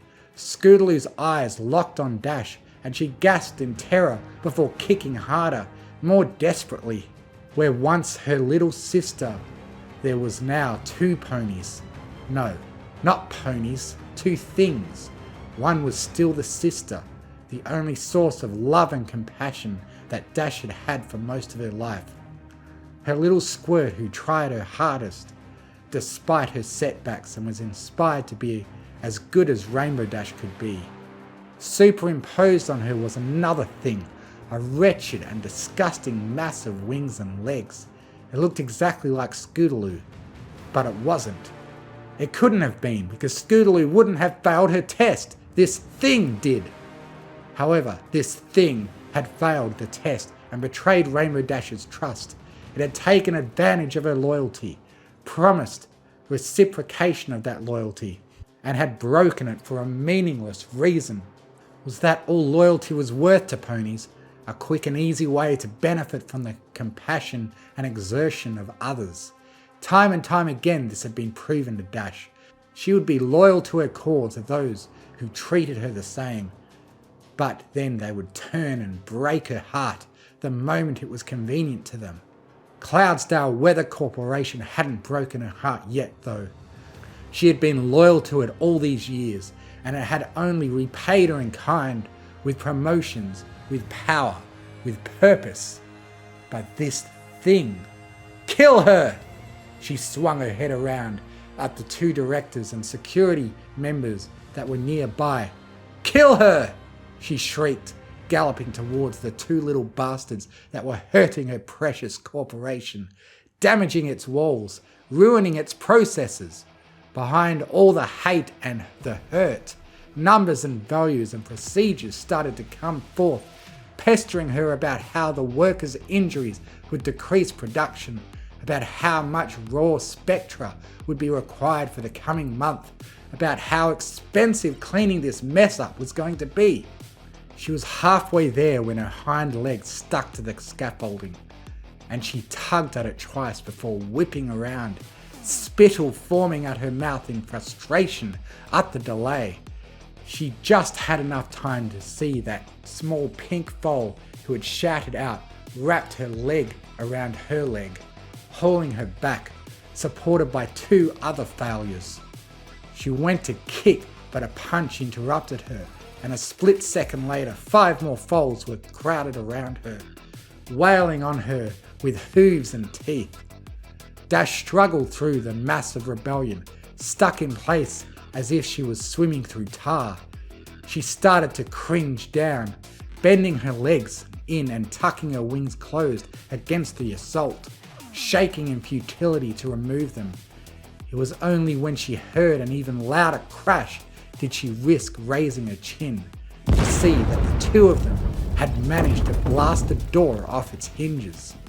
At this new sin against the factory, electricity flowed through her heart and muscles, eating away all the pain and refreshing every tendon and nerve with infernal purpose. Her migraine had returned in force, feeling very much as if some pony had poured magma into her ears. But it too was devoid of any pain, only warping her perception on top of all the malice. She roared and exploded outward, her wings unfurling with such vehemence that the lycra could not respond in time and snapped into shreds, freeing the cyan feathers. She reared while she yelled, the force of her movement having flung most of the failures from her body, where they slammed into the railing or dropped to the floor below. Unencumbered, she began pummeling the few foals still around her. A scream of agony was cut short as the full weight of her body came down upon one's neck, and she picked another up in her teeth and flung it up at the ceiling where their skull cracked like an egg against a jutting valve. The pink one was still latched to her hind leg, and Rainbow Dash kicked her leg backwards, launching the filly into the air where she plummeted into the still running jaws of the Pegasus device. She looked around quickly. The yellow filly was standing in front of the door, wings flared, though one was corked at a weird angle. She could see on the floor below that a few of the security guards were lying, bleeding on the clouds, surrounded by 6 or so failures that likewise were lifeless. The other guards had managed to contain the living resources, and Snowquill and River had gone, presumably, Dash figured, to the lounge, to bandage their own wounds with whatever concoction the doctor had come up with, leaving her to clean up her own mess. She'd be there soon enough. There was just 2 little things left to take care of. The yellow filly squared herself up as Rainbow Dash approached, her lip quivering but her eyes steady all the same. How cute! You think that you, a useless, broken pile of manure, could possibly stand in my way? You really make me laugh. None of you can compete with just how awesome I am. Love can overcome all evils in this world. Bullshit, Dash thought. Love doesn't mean jack. Well then, bitch. Let's see if love will overcome this one. She lunged forward and caught the odd-angled wing in her teeth before the filly could react, jerking her head back with a twisting motion. There was a tearing, sucking noise as the damaged joint failed and the bone pulled away, bringing bits of ligament and flesh with it. The filly dropped to her knees, her jaws locked in silent pain, but she brought her eyes to meet Rainbow Dash's and glared still. Rainbow Dash spit the wing out and then grabbed another one and kicked off into the air, holding her aloft by it. The filly twisted and squirmed, groaning in agony as the other dislocated wing held her weight by tendons alone, each beat of Dash's wings jostling her and sending another shock through her body. Over the Pegasus device, Rainbow Dash laughed quietly, and then laughed harder as the filly looked back and forth between the whirring blades and the blood-splattered mare that held her, her eyes widening in fear, pleading no, please, anything but. She snapped the wing like a whip, the sharp movement, all that was needed to propel the filly's body down and the wing up, and with a crunchy, wet slurping noise, the wing popped out, spraying blood up towards Rainbow Dash. The failure fell, scrambling up the air with her hooves as the bleeding stumps in her back failed to keep her in the air despite all their twitching. Her head smashed into the blades, cleaved instantly by the alternating scythes, and dragged further down into the machine. But Rainbow Dash had already shot off through the broken door, in pursuit of the monster that had replaced her sister.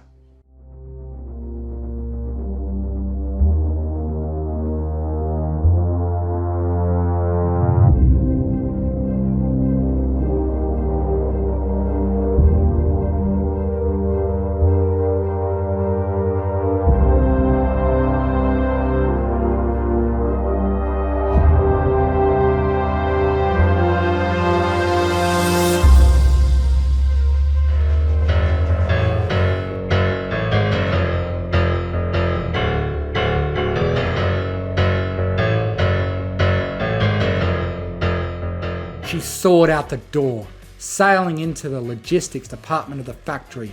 The little runt was there, almost at the back wall, her tiny wings buzzing as if she were trying to break the speed of sound. There was no hesitation as Rainbow Dash kicked off, shooting down the scaffolding towards the failure, her hooves outstretched, reaching ever that much further, ready to grasp, to strangle, to end. Scootaloo glanced back only once, no longer attempting to find Rainbow Dash's eyes and make sure it was really her that raced after her with vengeance intent. She shrieked and skidded around the corner, racing towards the north end of the factory. There was no way out, for as sure as the corporation had been that nothing like this would ever happen, they had always ensured that just in case there would be no exit. The loading bay door was sealed now, electrified even, the elevators disabled except at a director's call, the vents and exhaust to the outside world tiny and warped. Scootaloo was just wasting time, and this angered Rainbow Dash even more. This was her fate, damn it! The little wretch couldn't even die right. Fueled by frustration, she was unable to slow and slammed into the wall at the corner. It didn't hurt, she felt nothing even, only more anger which stoked the flames within her, propelling her ever faster behind the orange and purple blur. She kicked off the steel conduit and sped off down the cramped hall, slowly closing the gap. Each beat of her wings filled her with heavenly thrill, her chest starting to twitch with alternations of giggles and growls as the failure came closer and closer. Oh, how she loved flying! Not even the oddly angled pipe that she ricocheted off with each curve, nor the tangle of loose electrical wires which snapped and shocked her as she angled sharply up and down the staircase after staircase, could take it away from her. This was what Scootaloo had given up. This was what she had forsaken. It was the most important thing in the universe to Rainbow Dash. To be able to fly fast, to be so separated from the ground that there was nothing that could stop her. In the air, while the world blurred behind her and the wind whistled around her, every sensation was orgasmic. Dash had worked so hard to share this gift with Scootaloo, and she had thrown it all away for that colt. She should have seen it coming, she mused, ignoring the blood running down her muzzle from some valve or flange that had clipped her skull. Ever since that day, Scootaloo had skipped flight training and Rainbow Dash had found her supposedly studying together in their room. She should have known that she would give it all up. She should have de-Pegasified the little bastard long before she could corrupt her poor, dear sister. She flicked her head to clear the blood that had covered her eyes and found that Scootaloo was further away now, halfway down over the main corridor's second level. That stupid colt even now was taking her even further away from Dash, and she spat once, sending the thoughts of him out with the saliva. She would need to work harder, faster, just a bit closer now, and she could fix all of this, remove the hurt from her life, all the memories of hurt from her life. She just needed to. Scootaloo snapped her wings shut, over an exposed exhaust vent in the center of the hallway, her eyes closed, vanishing from Dash's vision. The mare collided with the vent and tried to scramble into it like a wolf into a rabbit's den, clawing at the small surface, pounding on it, howling, fearing that no, she was getting away, going to... She blinked, thinking, and then for the first time that night, she felt some sense of happiness, some touch of peace. A grin spread on her face, and then, where once was void in her chest, a cackle grew, bellowing out in her victorious splendor. "You moron, you never did have a good sense of direction," she chided, laughing again. She could see Scootaloo glaring up at her, but the stubborn defiance slid off her face the moment she looked around. She had dived straight into the main theatre room, where the recovered guards had been waiting for their manager to return. "Oh no!" she whined, spinning around, presumably looking for an out. The idea that they would jump the gun and deal with this monster that had possessed her sister jumped into her mind, and Dash momentarily panicked, sticking her face into the vent and shouting down, "Don't let her die! I must do it! Subdue her! Catch her!" In an instant, the security team came into view. The whinnying with glee, Rainbow Dash watched as multiple tasers lanced into the filly. The first one caught her in the neck, and she went limp immediately, only to spasm as 3 others jabbed into various soft parts on the foal before she was caught and dropped onto the floor. Dash raced back around to the great room, gliding in through the broken door with her chest heaving. She felt like she should have ached from all the cuts and gouges she had taken in her reckless pursuit, but the blood that oozed from her wounds seemed to cool and soothe her. Curious, but unimportant. She wasn't about to die anytime soon. The pain would come later, when she had dealt with this rebellious failure once and for all.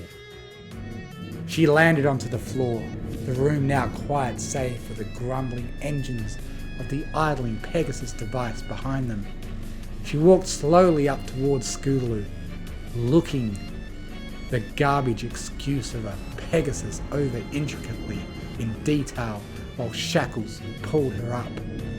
Her forelegs splayed out, her head drooped down, and she moaned, recovering consciousness from the shocks. "Any last words, you miserable, worthless whore of a foal?" The failure raised her chin high and locked eyes one last time with Rainbow Dash, whose heart froze upon meeting those lilac irises. "You have beautiful eyes," her sister cooed, soft yet clearly. In the rainbow factory, where your fears and hearts come true. In the rainbow factory, where not a single soul gets through. In the rainbow factory, where your fears and hearts come true. In the rainbow factory, where not a single soul gets